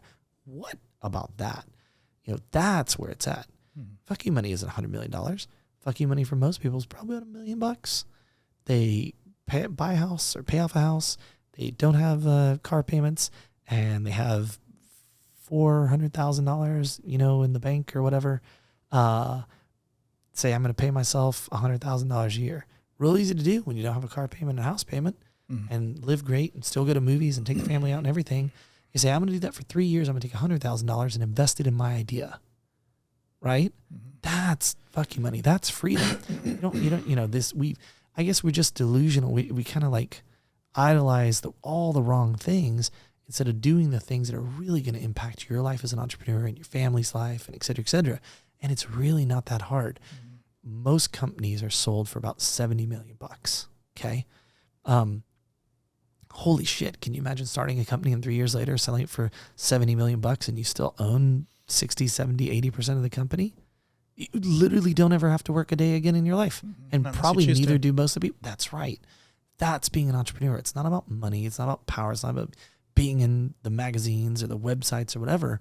It's about freedom to do whatever you want, whenever you want to do it. And that's the absolute most valuable thing to me that people get out of being an entrepreneur. And those people who said, they want to go start their own company, that's why they should be starting it. You don't need to make a $100 million company to be richer than you've ever dreamed. Because I guarantee you, it rolls off the tongue. It's a unicorn. It's $1 billion valuation. Mm-hmm. It's that. I challenge anybody listening. I drop $1 million in 90% or more of the listeners' accounts tonight. Their world just changed like they won the freaking $1 billion lottery last week. Takes so much less to move so much further than people ever want to admit because of the ego. Because I'm not doing it for my life. I'm doing it compared to your life. And that is a dangerous path that leads to destruction. I've had friends that have committed suicide. seen marriages break up. I've seen relationships break up. You know, it just puts you on a bad path. You should be working for your freedom.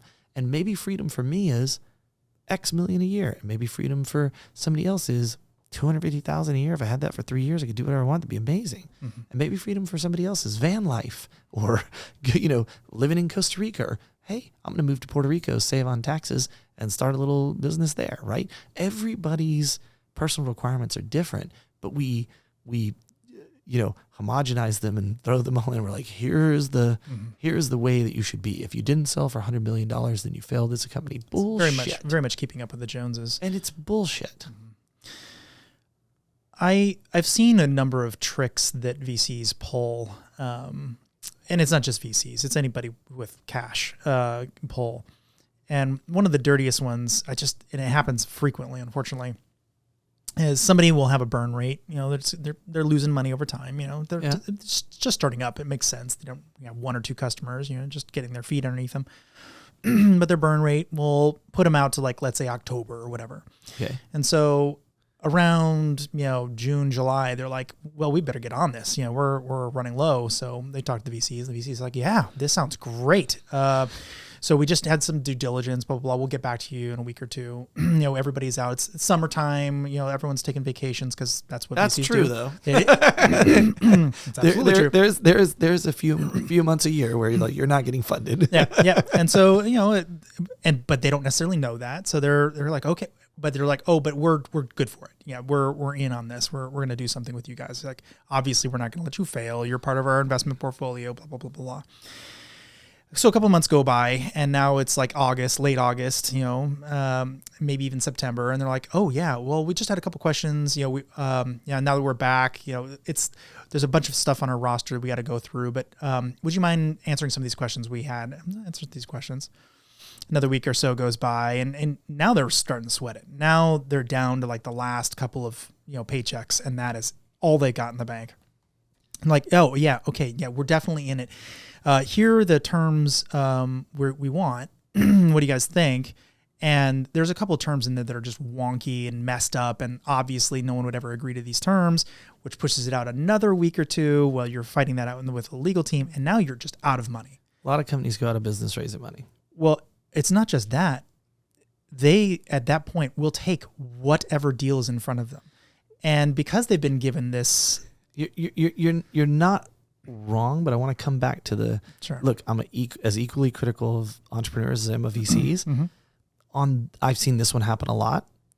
I put this one on the entrepreneurs, not the VCs, and I'll explain why. It's both. Because it's definitely both. because you have not necessarily. And I'll tell you why. Because the VC is not responsible for funding your company. You are. Period. Sure. Right? And so what happens is you have an entrepreneur that waits too long or whatever. By the way, I wait long as a matter of principle. I'm like, we're running right to the edge, and then we're going to go over the edge, and there's another edge, and it's like, now we'll do it. So, you know, there's plenty of people who know me, maybe even work for me, who are like, that's you. But the thing is that's a miscommunication. Let me explain. I'm your partner that is representing you at the fund, and we made the investment 2 years ago, and now you're coming to me. I'm super excited about you. But we go on that summer break and we come back, and one of our principals died, and we added 3 new partners and whatever, and our invest committee went from 10 to 15. I can't alone write you that check in almost any VC. I got to have 3, 4, 5, 10 other people. Those questions, those things are coming from people who aren't associated with the business. Now here's where it's on the VC. It was my job as a partner to be pimping the shit out of you the entire time. And when that happens, it means I didn't, which means now I made you a promise that, hey, of course we're in. I've been watching you for the last 2 years. We're in the board meetings. It's great. But I go to my partners and they're like, yeah, tell us about the business. What about this? Maybe they don't like the original deal I did, right? Blah, blah, blah. Maybe the new partners don't like you, et cetera. So I think it's like, you can't just be like, oh, like the VC's evil. You can say like those situations happen and where an entrepreneur pushes too close to the limit and a VC internally isn't keeping up, like, man, I'm so sad about Robert's company. Blah, sure. blah, blah. I'm positive that version of that story happens. Absolutely sure. There's the other version though, Look, which is are that there opportunistic people? 100%. They say it's going to happen. It's going to happen. It's definitely happening. It's happening. It's happening. And finally they get docs and the docs are messed up. And then it'll be another week. Let me give you a second story. There's multiple scenarios. You're 100% right. Let me tell you my second. That to me is the most popular scenario. Sure. Is the partner didn't do their job in keeping you in the limelight. And so then the other partner is like, well, where are they? And how's this? And wait, didn't they say in their pitch they were going to have revenue in a year and it's been 3 years, and all those questions. Here's another way it happens. And this happens a lot. What happened to venture capitalists in the last 10 years? They multiplied. Why? Because you and I started a fund. We're on an American waterfall and we sold our first deal. We told the LPs we're going to be doing it for 10 years, right? We can take 2 and 20. And then we made the first deal and all of a sudden we made $10 million and I kind of think you're an asshole. And so we leave. And that happened over and over and over and over. That's why most LPs now want a European waterfall, right? They want a waterfall on where I'm investing and you don't get a payout. You sell $1 billion company. You guys aren't seeing any of the money unless you're here at the end of that 10 years that you promised me, right? Mm-hmm. So because of that, and because of that proliferation of investors, micro funds and all this, we got to relabel everything, right? Now I'm a VC and I invested in you and I'm raising a fund. And so I didn't really plan follow-on capital, right? I didn't have enough dry powder, but I'm never going to tell you that. And I do want to invest. My heart is in the right place. I want to make this happen. And you don't want to lose your investment. And I don't want to lose my investment. And I'm raising money. But I'm never going to tell you, like, Robert, it's going to happen, but I'm pitching somebody for $100 million and I need that to happen. Like, you're never going to hear that. And that's the lack of transparency I talk about being so important, right? And then there's multiple others. The one you're talking about definitely exists, but I think it's an exception, not the rule, which is there are loan sharks in every financial community, and they're there in the startup investment community too. And they will play you right to the end and say, now that you have nowhere else to go, I will make you an offer you literally can't refuse, like a fucking mobster. And 100% I agree that happens. I just think that all of those 3 situations we just described to the entrepreneur look the same, right? They do look the same. But ish are completely different dynamics. And you can't just, like one rule doesn't apply to all, right? Absolutely. There's the loan shark. I've had people do that to me. I've had negotiations where I said, so what do you do? I said, well, then I'll just go without. I mean, I've pushed it so close to the limit. Now, as I got successful, absolutely I've had conversations with people where I said, well, I mean, if you do that, well, then I'll just fund it. For some reason, a lot of investors hate entrepreneurs putting their own money in or that have the ability to put their own money in. They shy away from them. A, because they've been around the block, can't take advantage of them. That's those loan shark people, right? Sure. B, because they're trouble for the other situation we did where you got, you're out raising and you're like, I'm out raising. This guy could just do things. And C, because that first situation where you said the partner didn't represent you is like, man, I don't want my partners to meet this person because they know what the hell they're doing. They're gonna be like, well, fuck it, I'll fund it. Give yourself another board seat. Or whatever, right? Or you come up with some crazy rules. You go, that's weird. We need $2 million. I'm going to put it in since you're not giving me what you promised, except now I'm going to put it in and I'm going to do a cram down or I'm going to do this or that, right? Those things will turn. Yeah, exactly. So every situation is different. I actually think I've been considering this. I'm going to pitch this idea live. Sure. So I got a startup idea. I have no time. Tons of people want me to talk to them for some stupid reason. These are misled psychopaths that want advice from me. Okay. And I'll count myself amongst them. And I've tried to help, and I don't do a good job. Like I'm helping a mental health startup right now, a couple of them, because, about a year and a half ago, I had a couple of friends in the startup community commit suicide. At the same time, I ran into these couple of mental health startups. One's this woman, Julie, has a company called Speak as One. Really interesting, like a box thing. There's Michael and Nate over at Schmoody, which is awesome, like app for kind of like, hey, let's keep your mental health, And I liked them because both of those have a philosophy that is, especially Julie's philosophy, which is you got liver disease. Nobody goes, oh my God, I don't hang out with you. You got cancer. Nobody, your brain's an organ too, right? Like mental issues, they're a disease, right? Just like any other disease, but they got a stigma with them. And I haven't been as much help to either of these guys. I mean, they would tell you I've been this fantastic help. I haven't been as much help as it could be because I don't have time. I don't have everything.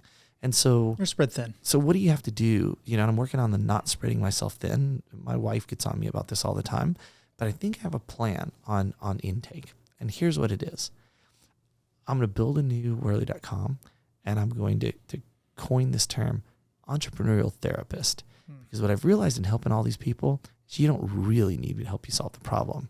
You need someone to listen that can tell you it's okay for you to solve that problem the way you're going to do it. And so I'm thinking that there should be this whole new industry of people who've been successful entrepreneurs or even failed or whatever. They can be like, man, I also had my car repossessed or turned into the bank. And I also, because we're lacking that. And we try to do it with these startup groups and these communities, but then that stuff we talked about in the magazines comes into play. So nobody in any of those conversations have ever said like, you know, like it's never been like an AA meeting. Like, hi, my name is Hurley. Man, have I fucked up. Everything's always like, it's going great. You know, a little bit of problems with raising money, or it's a little slow, or they describe it in every other way except for reality. And my rule, and I tell this, you know, when I give my first talk at Legatum, I told the students, when an entrepreneur tells me it's going great, I know they are lying to me or themselves or both of us, okay? Because I can't look back on any of my startups, especially the successful ones that I've started, and be like, wow, it was awesome. I had an idea, and I got with the RSnake, and we started a company, and people gave us money, built the product in no time. People bought it, we're rich. It doesn't work that way. And so I think there's this need for almost kind of this entrepreneurial therapist position. Are you picturing many people in this, or just you one-on-one? Or I think it's a one-on-one thing, because I think people won't talk in front of a lot of people. Yeah, that's kind of what I would think. I think they need the confidence. And I actually think venture capital firms, it'd be great if they had one. And it's the person at the venture capital fund who can't, you know, tell the partners, although they don't communicate that stuff. They're there to listen, understand, and maybe help guide things a little bit, right? But, you know, entrepreneurs, when they're down, when they're desperate, lack one thing more than all other things. It's not money or team or motivation or anything. It's confidence.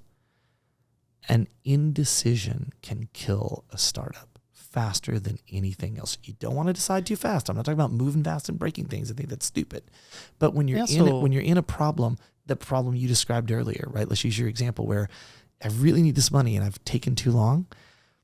You have to be able to say, hey, investor, I really appreciate that you're excited about it, but I've got to go to other people. I can't invest my time in you because you're not writing a check, which is the only thing I need you to do, right? I don't need you changing terms and doing stuff. It's just, you say you're in, write a check. That's what I need. And I think that's super, super relevant to this exchange and this conversation that people listen to, because the word is not friend or mentor or therapist or pal or buddy or anything. The word is investor. They do not work for your startup. They will never work for your startup. They will all tell you fantasy stories about how useful they can be. You can leverage their resources here, there. They're a huge network. 95% of them will never do any of that. And there are others that do. I want to be fair, right? There are those that have built a great reputation. The word is not friend. It's not pal. It's not co-founder. It's investor. And they should be treated as such. And that means with respect, but on a short leash when it comes to the conversations that you described. Because they have the luxury of time and you don't. And if you're doing something that they really like, they should be absolutely all over you to put money into you as quickly as possible, because they don't want you going somewhere else. So if you're not getting those sort of warm fuzzies from them, not just like, you know, this will be great, let's talk next week, but like, I need to schedule a meeting right now. I'm mentoring a few people in quantum startups right now. And there's one of them, really young guy. I love him. Phil, you know who I'm talking about. No, I'm just teasing. It's Phil with an F. So I mean, you know, but I'm mentoring, and I always tell them, they're like, oh, I talked to this investor, I did this or that. And the investor has great intentions, and they love them. And, you know, I like I said, 4 or 5 quantum startups I'm working with in the same situation. They're like, I heard from a guy and he said he loves our idea. It's like, did he write a check? So actually, because if he didn't write a check, funny story Who about this. gives a shit whether he loves your idea or not? So I came to you before we'd actually before we'd built Bit Discovery, which is the company I recently got acquired. And I told you, oh, we could do insurance modeling or something. You're like, you need to come pitch me that idea, like as soon as possible. And I hadn't actually thought of it as an idea to pitch. It was more just like here's a use case or whatever. Got me off my ass. And within 1 week, we had 5 meetings, I think, scheduled. One got canceled because there was some sexual abuse issue, and it blew up on their side. So we had 4 meetings that actually ended up happening. Out of those, we got 2 offer letters within 2 days of having the meeting. And I think we closed about a week or so later, maybe 2 weeks later. I mean, that's fast. And that just shows... Super fast. It's super fast, unheard of fast. But that just shows when you have an idea that people really, really like, they're going to force their way in. Here's a term sheet as quickly as possible. At that stage too, because at that startup seed stage that you were at, okay, and I remember this very clearly, what did you have? You had some code and your idea and you had you guys. There's not a lot to diligence at a startup. Right. Like if you have a VC that's like, we need to know about dude, there's 2 of us. We wrote some code and it does this. That's what you're investing in. There's not a lot, do a background check. Yeah. I don't know what else you could really do. So it should move somewhat fast. Now, I also believe, for me personally as an investor, and you know this from that time too, time is the greatest diligence tool I can have. Because I know that most of these startups, they're going to look different in 6 months and different in a year and different in a year and a half. And my money's going to be just as good now as it is then. And if I'm really looking to drive them, I may not be the right money now. They might need a quick check. They might need something that either I don't want to provide or I'm willing to provide or can't provide. And that's okay. And I was super, super happy for you, but you're right. You weren't like, hey, everybody, I'm on the street with a flipping sign, look at Bit Discovery. People are like, fuck, that's cool. I got to put money in it. Right? You know what I'm saying? Yep. And that's exactly the point. It's like, so thank you, by the way. I wouldn't have gotten them off my ass to go even make that pitch. I think you would have. I think we have a lot of mutual friends that Matt or somebody would have said the same thing. Yeah, so, you have a great community of people around you. Maybe. So you would have got there. But the point is, that's super important. Like, they vote with their dollars. If they're not given dollars, they're not saying they love your product. They're saying, you're a really awesome kid, and I think you're smart, and that's cool. But the way you know if the VC or investor likes you is they write a check. And the way you know they really like you is they write a check under pretty vanilla documents that are really fair terms. Yeah. Yep. Get a good lawyer. A very good lawyer. Yeah, an expensive one. It's worth it. So we have made it less than halfway through some questions that I had for you. So this lightning round. We could go quick if you want, or we could stop now, or let's do a lightning round. Okay, all right. I don't even know where I'm at or why I had a black bag thrown over my head earlier. Yeah, and appeared. That's how we do it here at our RSnake show. Hug him when you come in. No, I'm just kidding. Let's rock it through your questions. Fine, great. What's quantum physics? Oh, quantum computing, quantum mechanics. Yeah, what is it? What is it? What is it all? Explain it. So, in 1927, I'll be pretty succinct with it.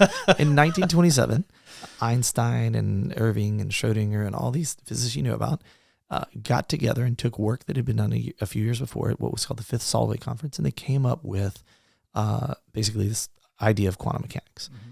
Fast forward to 1980, a guy named Richard Feynman and a guy named Benioff did work, and Benioff, I think, did the first work on it, came up with the idea of using, electron, an atomic particle, as a bit to calculate. And they wrote a very prominent white paper that I think everybody should read that basically is on the computer as a physical system, and the information is a physical thing, And by the way, getting into this has changed my view on all the companies. I already thought digital transformation was bullshit, but now I'm like, actually, there's no such thing as digital. If you look down in the processor, there's little things represent information is physical, right? Very world changing for me to look at it from that perspective.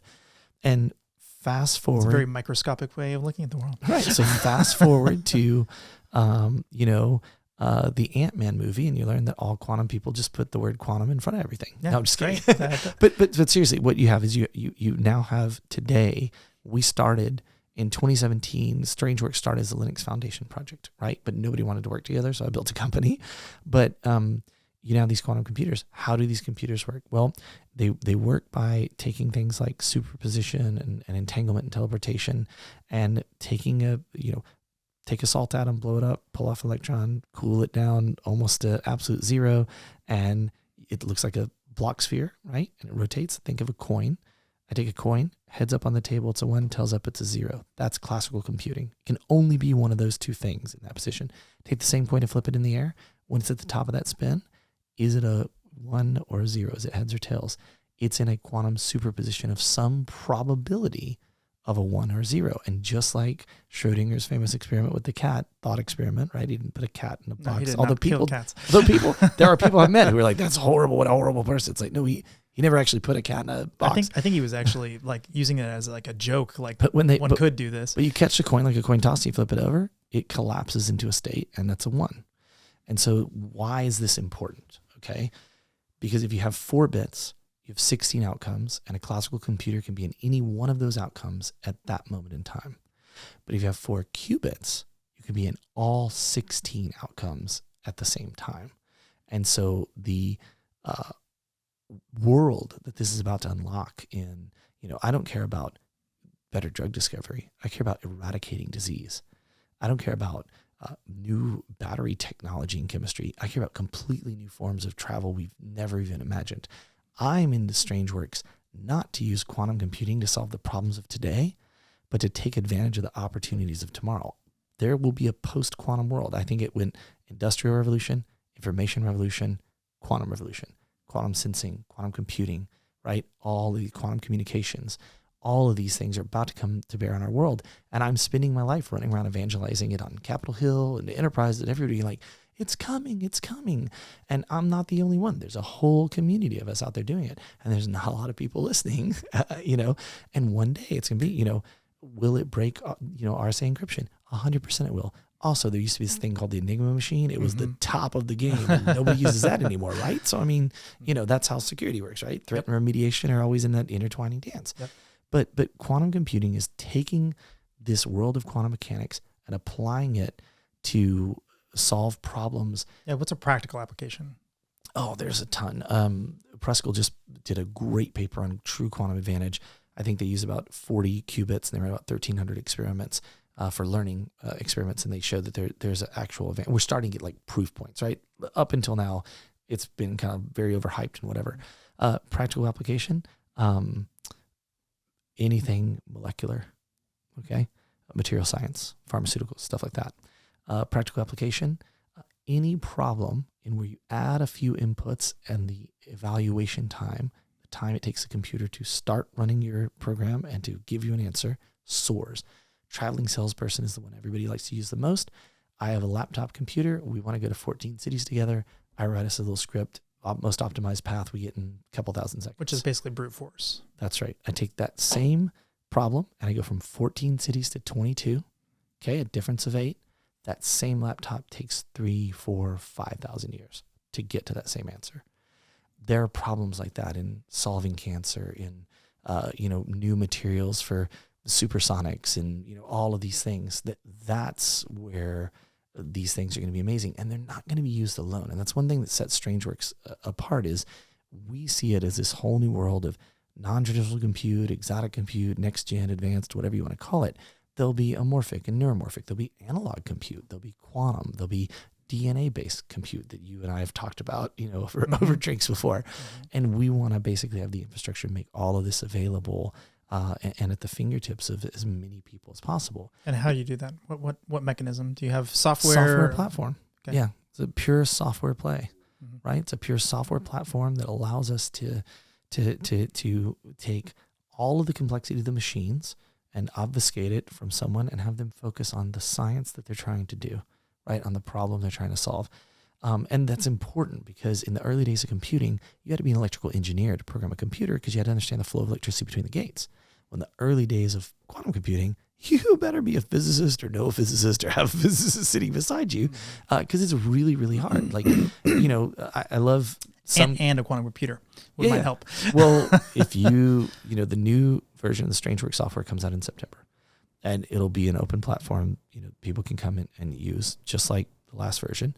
And right now on that platform when I left, 55 compute endpoints that you could touch live, maybe another 30 that were in some state of decoherence or whatever. This is happening. And this is really happening. And why do you need a quantum computer? You said, why do you need it? Yeah. Here's the way I like to say it.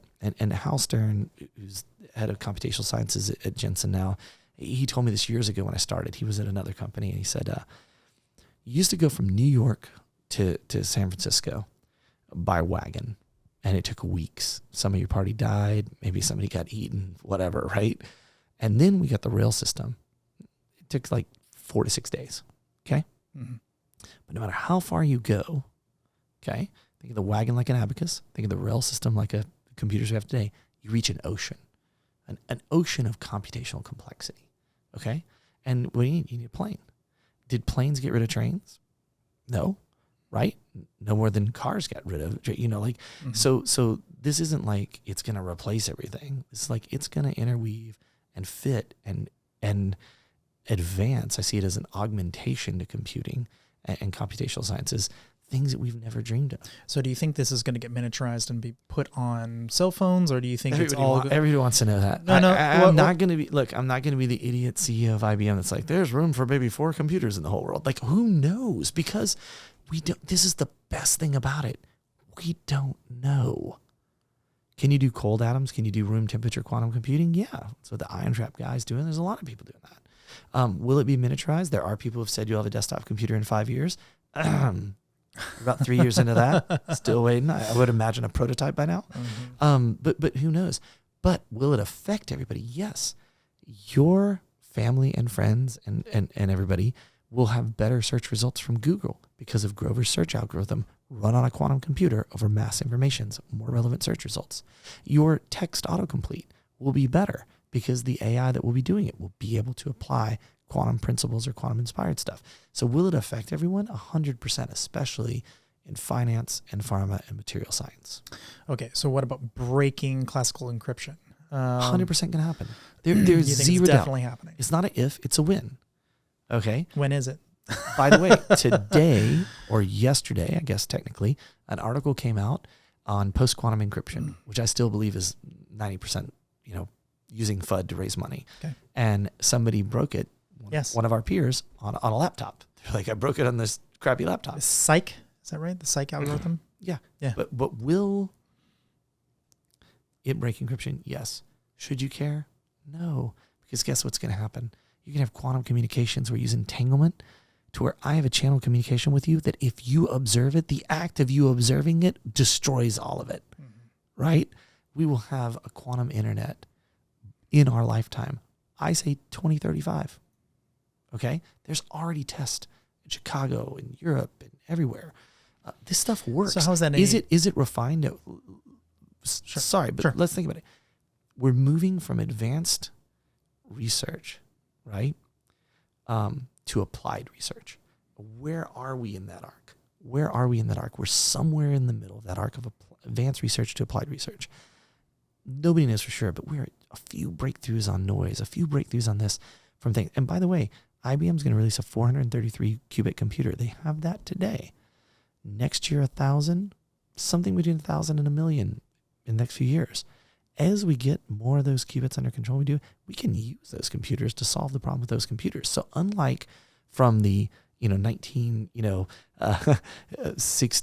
50s and 60s and the integrated circuits development, all the foundational stuff that built today, we're going to see the curve advance much further. And so what do you think that's going to do for things like browsers and Bitcoin and all these things that rely on classical encryption?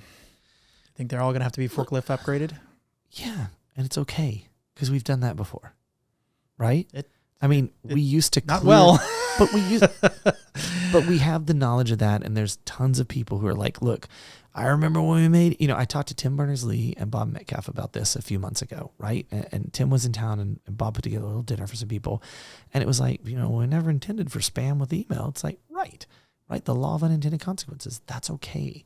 We now have, I believe, an extremely responsible community. My friend Nick Ferreira at AeroQ founded a group on quantum ethics, and people are like, well, that's kind of ridiculous. Is it? It sounds actually like maybe now's the right time to be thinking about the application of this power and the encryptions and all of these things. And Xi Jinping refers to it as a super weapon. So I think it 100% can and will be weaponized. And that's probably the thing that keeps me up at night, because it won't be weaponized in the way that he says that. Yeah. It'll be weaponized in, StrangeWorks is weirdly mentioned in this new book by Brian Crouch called Upgrade. And in the book, this woman tries to solve a problem in China with these modified genetically engineered locusts, and things go wrong, and 200 million people are in a famine, and they die. And the son is, later and whatever. And they talk about quantum computers as, what would they need to do the thing they're going to do? Well, they need a computer. And they say only 8 companies in the world make this hardware. And StrangeWorks is listed as one. And I'm really trying to figure out who Brian talked to that found out about my secret hardware plan, because I haven't even told my wife yet. But that's how it will be weaponized, will be the results of the thing it will do in genetic engineering, in supersonic, hypersonic weapons, in things like that. That's how it will provide. But it itself, not in the decryption aspect. You don't think? Sure, they decrypt, but who cares? You know what's going to get financial markets might care. No, here's who should care: national security, because a bunch of spies stole a bunch of secrets from the 80s and the 90s and all, and it's encrypted in crappy, and that'll be the first to fall. And countries you don't want to have a nuclear weapon might have one. Maybe, but also a lot of them are using, one-time pads. Sure. Especially between like battleships or whatever, or submarines. They're all one-time pads. Look. No, but I'm talking about like stuff from like the research labs, right? Yeah. All of that stuff doesn't. That's garbage. And that doesn't need to be out in the wild, right? Right. But it's so easy to look at quantum computing and this new quantum revolution that I'm basically saying I believe in and profess is going to happen in that light. It's just as easy to look at in the light of, wow, what if cancer wasn't a thing? What if we could fix the environment? Fuck going to Mars. We go to Mars, it's like that scene in The Matrix. I finally found a way to classify our species. We're a virus. We use up all the resources and we move on to more. Why not fix this planet? Or why not fix both? Right. Sure. Geoengineering. Terraform Mars after we fix the planet, right? So why not look at all the positive aspects of what this technology could potentially bring? And when I say that, I want to temper that with, I'm not trying to hype quantum computing. There are plenty of people out there doing it. But I honestly, in my heart and soul, believe that it is one of the steps towards a completely new era for our species. And one of the things you said to me a couple weeks back was decoherence is such a big problem that maybe... A little bit of a problem. that maybe some of the idea that I could go off and decrypt everything is just wildly overhyped. Well, think about it. Right now, you can have circuits that take, let's say, 3 seconds to run, and the computer is only coherent for, a fraction of a second, okay? But the example I was giving you is like, let's say that I had a quantum computer right now, and I had an algorithm, I'm using Shor's algorithm, and I could break the encryption. It's, here's how it would work in reality. I'd run it, probably it hits decoherence before the circuit runs, but let's say that it works. I now have your key. Woohoo! Now I got to go repeat that process over and over. And by the way, now it's in decoherence, and then it did this, and then it did that. But I could decrypt one key that's really, really important, right? It could be earth-shattering. So it's not that we should look at that as a threat. It's that the reality is everything you're reading in the press, in my opinion, about security and quantum is being put out there for one reason. That's for people trying to do quantum security to raise money. And I think there's a lot of fear and uncertainty and doubt that just isn't realistic in practical use. I would be more worried about somebody making a gene editing thing that only targets certain people who have beards and are losing hair and graying like you and I. Mm-hmm. That, like that might be a problem. That's a big problem. Big problem. There's a whole, but if you really want to worry, go read Brian Crouch's new book, and then you won't even worry about screw this computing. decryption thing. Let's save the guys with no hair. Right. Yeah. Well, I'm just saying, like think about targeted weapons and things like that. There's a whole nother world that you could be worried about. And here's the deal. Everybody's so pessimistic. What about ways of helping people? What about ways of making the planet better, making new forms of transport, doing things, exploring the universe? All of these things are also something that a quantum computer could be a part of helping. It's not an end-all be-all solution, but it's super exciting. Super exciting. So you helped Obama, or was involved in getting Obama here for the DNC convention during South by Southwest 2016. I was very lucky, thanks to a good friend of mine, Wyeth Wiedemann, who called me and said, "Do you want to host the president at South by?" Okay, sure. And then, oh shit. We did do a fundraiser while he was here, at downtown, and it was awesome. Mm-hmm. And he is, regardless of your political affiliation, if you met him, he's kind of what you see is what you get. Mm-hmm. I have effectively no problem with anything he said during this presentation, with one very notable difference, which actually jives with this conversation. He was basically saying that the government needs backdoors. There's bad guys out there, and we got to have them. And up to that point, I was just kind of listening to the audience. Everyone's like very applause after everything he's saying. And that one, it was like, it wasn't quite crickets, but it was noticeably less. But this is the kind of thing, you don't even need a backdoor. You now have the keys literally, and you can do whatever you want with these encrypted payloads. This is sort of the perfect, as Xi Jinping said, weapon, but also, effectively a backdoor and all this classical encryption. So you can read all of this, sometimes very sensitive and sometimes just people's personal stuff that you might want to know. I think that there's a massive chilling effect once that starts becoming mainstream. I think people start hiding what they're doing in weird ways. I think that is not so good for society. Once it becomes mainstream, like you're saying, once it became, if I'm looking back in the future that I see, it's too late and it doesn't matter. If that were true, the NSA wouldn't actually have all this old historical data. But we have an illusion. Privacy is a funny thing. And most people have an illusion of privacy. Great example. If you take the vaccine, they're going to track you. You have an iPhone, right? Mm-hmm. So I guess what I'm saying is, yes, it's true. But I think privacy, like security, like everything, evolves. I gave a presentation at TEDx in Hollywood called Privacy Primacy. Very disappointing presentation as I look in the camera, because I wore no pants and nobody noticed until I put pants on. And I was like, that was the big thing. And I walked through privacy, starting with the first form of privacy. I got a fig leaf over my wee-wee, right? Mm-hmm. And I walked through it all. And I am more hopeful and optimistic. Also, I'm a very open, transparent person, so maybe I don't have as much respect for privacy as I should, right? Like, I kind of don't. There's certain things I don't give a shit if people know. It's like, it's not going to change. Care if you know my password to my bank account, sure. But I mean, everyone. Certainly that. It's funny. I ran into this billionaire this one time, and he was sitting on the couch, and he had this little parade of people around him who were just like, oohing and awing over him. I had no idea who this person was at all, and he was talking all this like super like, I'm this, I'm that, and I don't care about privacy and whatever. And I didn't know who he was, so I'm like, give me your wallet. And he's like, what? And he starts reaching for it like he might actually do it. And then he's like, but he didn't. And then he's like, wait, why? I'm like, because I'm going to take out all the cards, every single thing in your wallet. I'm going to take a picture of it, put it on front the internet. And back, and I'm going to put it out to my tens of thousands of hacker friends on Twitter. And I'm going to say, this guy doesn't believe anything bad could happen to him at all. That's right. And he put his hand back out of his pocket and then he politely changed the topic and shut the fuck up. I do think privacy matters. And I think when people realize what the stakes are. I'm not saying it doesn't matter. I'm just saying I think it'll evolve, right? Like I think. What does it evolve into?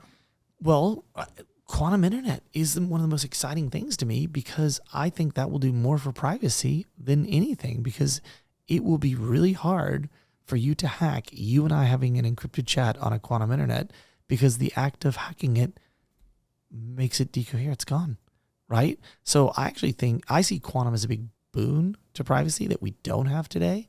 And, going back to your backdoor thing, it could be really hard to have a backdoor on something that's using entanglement, So it's a double-edged sword, is what you're saying. Exactly. Yeah. I'm saying it's going to do, I think it's a double-edged sword, but I think the pro-privacy side of that sword is sharper than the anti-privacy side. I just really do. I think it's going to be a boon to personal privacy. I've said this several times publicly. And I think, privacy is just like security, threat, and remediation. Privacy is always going to be sometimes it's not you.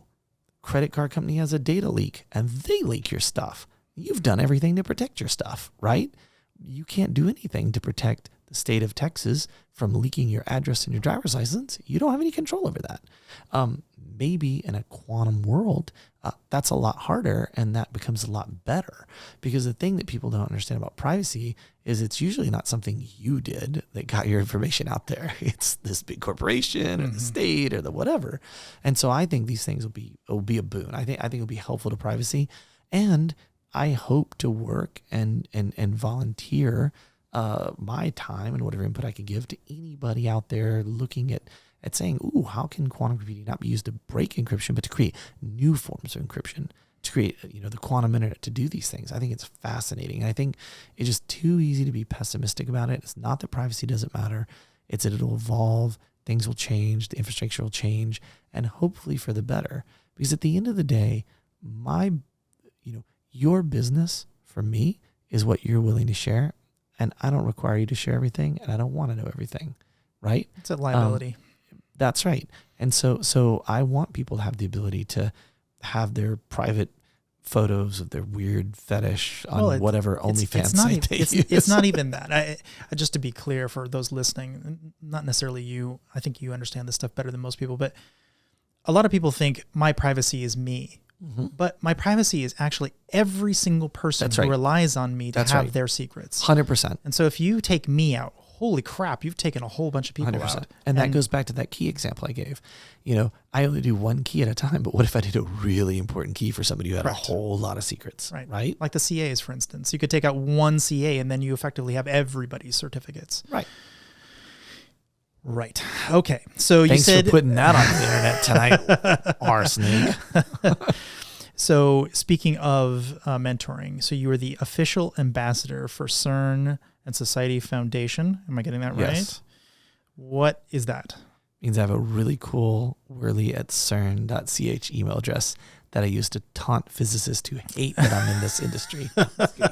Like, oh no, I accidentally mailed you from my CERN email address.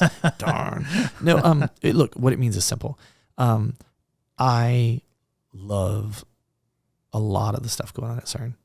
And even though they get $1 billion from the European Union, there are a lot of scientists from America, from all over the world, who are there. I know a guy who has lead bricks around an experiment. He has box fans that he got at Walmart. Maybe we could get him a little better equipment. Mm-hmm. They are trying at Best Buy or something. They are trying to get. They are trying to get a lot of the technology. The internet, things like that. There are things like that in there that aren't getting out. And so my role is basically to try to help raise money for those scientists and those programs. They have an amazing entrepreneurial program called CESP, the CERN Entrepreneurial Student Program, to try to take all of this deep tech and make it into cool companies. I mean, sorry, Mark, fuck Facebook, fuck Instagram, fuck all this stupid. You don't like the ads? No, it's all the bullshit we've been investing in that doesn't do anything. Let's invest in a master's student or some PhD student that's working at CERN for 6 weeks looking at all the amazing technology. And they're like, I could use this to fix the energy crisis or cure the planet or do the stuff. That's what it's about. So it's a really nice title. I love it. It sounds a lot fancier than it is. But it's really just me volunteering time and trying to get people. And maybe if anybody in your audience is interested, email me at Whurley@CERN.ch and let me know. Do you know people that would donate to science? We're living, the reason I wanted to do this is for the last probably 6 or 7 years, we've been living in this kind of anti-intellectual, anti-science environment. You know, there's a woman named Sherry Tenpenny who caused a bunch of emails to come my way from crazy, radical religious people because she said, remember these words, quantum entanglement, because when you take that shot, that's what's happening on a physics level in your body, and they're entangling you with the Google credit score, and the D matrix is literally almost a verbatim quote. Okay? It's like, yeah, it's not. I just felt my IQ drop a little bit. It's not, but that's okay. So they're not, I see being an ambassador there in this role that was effectively made for me to have some way to participate in the organization as me being able to give back to science. And I love that aspect of it. And people sometimes shy away. They're like, oh, you're raising money for this or that. It's like, yeah, they need it. You know, hey, you like the internet? Wouldn't it be great to have something else like that? That'd be pretty cool, right? Mm-hmm. You know, they gotta have, somebody's got to help them pay their electric bill in their apartment, or, you know, get them the equipment they need in the lab, or whatever the case is. We've spent too many years funding stupid shit and not focused on science and deep tech and things that will really move us forward as a society, forward as a species, really make you want to make the world a better place? It ain't going to be social media. I also think that a lot of companies are too hyper-focused on quarterly earnings instead of... all companies are too hyper-focused on quarterly earnings. What are we doing? Like, you know, you're spending all your time focused on a couple months from now instead of the long game. Causes them to be myopic, and it causes them to lose their way. 100%. There's got to be a better way. There's got to be a better way. Well, maybe somebody will figure out one sometime. You know, I mean, there's a lot of people with different things trying different experiments, but it's very hard to point to a company that's not doing that, or hasn't. We're going to have to design something, Whurley. We're just going to have to come up with a new type of new reporting mechanism company, right, or something, something more focused on long-term you know, a lot gains. of companies aren't even doing quarterly reports now, right? They're moving away from that. They're like, we'll tell you once a year. We'll tell you when the distribution's out, whatever. So it's that world is changing anyway, but not for the better in some ways, maybe for the better. Maybe if you did yearly reporting instead of quarterly reporting, you know, that would be a great thing. The company would be at least be looking 4 times as far into the future, right? That'd be great. Yeah. All right. So you're also the founder of Equals, part of the United Nations women's group. Co-founded that. Okay. Doreen Bogdan, All right. amazing woman, who is part of the UN ITU. We got the UN ITU and UN Women from Zilly at the time together to try to build an organization to help with getting more women involved in tech and deep science and stuff. Wasn't it also largely about getting them online at all? I was just going to say that. But it went much deeper than that. In a lot of countries, women don't have access to the internet or information or whatever. So it can be because of infrastructure, it can be because of policy, it can be because of a lot of things. Or religion. Religion, all of those things. And so, you know, they had this great vision for it. It's now Equals in Tech specifically. If you Google that, you'll find it very easily. And I still talk to Doreen all the time, and I still support where I can, but I haven't really done a lot on that in a while. My desire there was to be the catalyst. It needed some funding and some networking and some stuff, is to help whatever I could to support it. You know, and I think it's really important. I'd love to see it expand. What's its even current further than how's it currently handling that? How is it doing that? There's a lot of projects. I think it's equalsintech.org, I believe. But if you Google Equals in Tech, they have all how they're aligning with the sustainability goals for the UN. They have all of how they're aligning with the programs, all the women's programs. They've taken all of these disparate, one of the ways it started, and they still do that, I think is one of the most valuable ways, is to take all of these little women's groups, for example, that are spread all over the world. There's 13 here and 30 there and 40 there. And one of them's done a really good job on this, and one of them's and you get them sharing that so they can build those organizations stronger across the board. But it does a lot of stuff. They have competitions for women entrepreneurs in tech. They have funding mechanisms. They do a world of good. It's a really amazing program. And Doreen is very proud and should be very proud of. Get her on the podcast one of these days. That sounds really interesting. I can introduce you at any moment. Sounds great. So I think we've gone through your allotted time. I know you have other things you got going on, but where can people reach you other than CERN, or how can they find you? I'm at Whurley everywhere, right? On LinkedIn, on Facebook, on Twitter, on everywhere. So super easy to find me. really difficult to hear back from me because I will, I learned something from Ethan Gallstad when he was doing Nagios, right? Ethan would answer every mail, but he'd answer them in the order they received. And there's might be a lot of mails in front of you. It might take a while, but I mean, to his credit, he would answer everything. I try to do that. If you're pitching a startup, don't send it to me. Just go straight to Ecliptic Capital and send it to them because that's all I'm going to be able to do anyway, right? If you want me to be on a board or advisory board, I don't do that. So don't reach out. If you're looking for me to invest in something, I can't because I do all my investments through Ecliptic is the way I start, or won't. That's how I do my investments. You want to talk quantum computing? It's Whurley at strangeworks.com. Are you hiring? We are absolutely hiring. Like I said, we haven't announced the Series A, but we're actively going to take the team from about 14 to 32. And what are we hiring in? Absolutely want quantum applications engineers, absolutely want. You're doing biz dev sales, still interested in talking to you. You're doing marketing and stuff like that. Love to hear from you. But we do a pretty good, for engineers, we do a pretty good, damn good job of that on our own. So I don't know that we can take a head count or two and devote them that kind of stuff. But we're hiring it. It's super easy to find me. Like I said, just realize what you're getting into. It's like 2,500 LinkedIn messages a day. It's pretty much, I'm almost at the point where I'm going to take some of the platforms and just have an autoresponder that's like, you will never hear back from me on LinkedIn. Unless I happen to open it, your message was at the top and it said something really cool. And that's how you know how to get in touch with them. Just say the very first words are really cool. And there you go. Actually, if you did that, I would probably at least read it. I don't know if at least reply. You know it would come from the I don't know if I'd reply, but it came from the show and I'd probably read it. Whurley, thanks so much for coming on. Thanks for having me. It was great talking to you, man. You too. Thanks.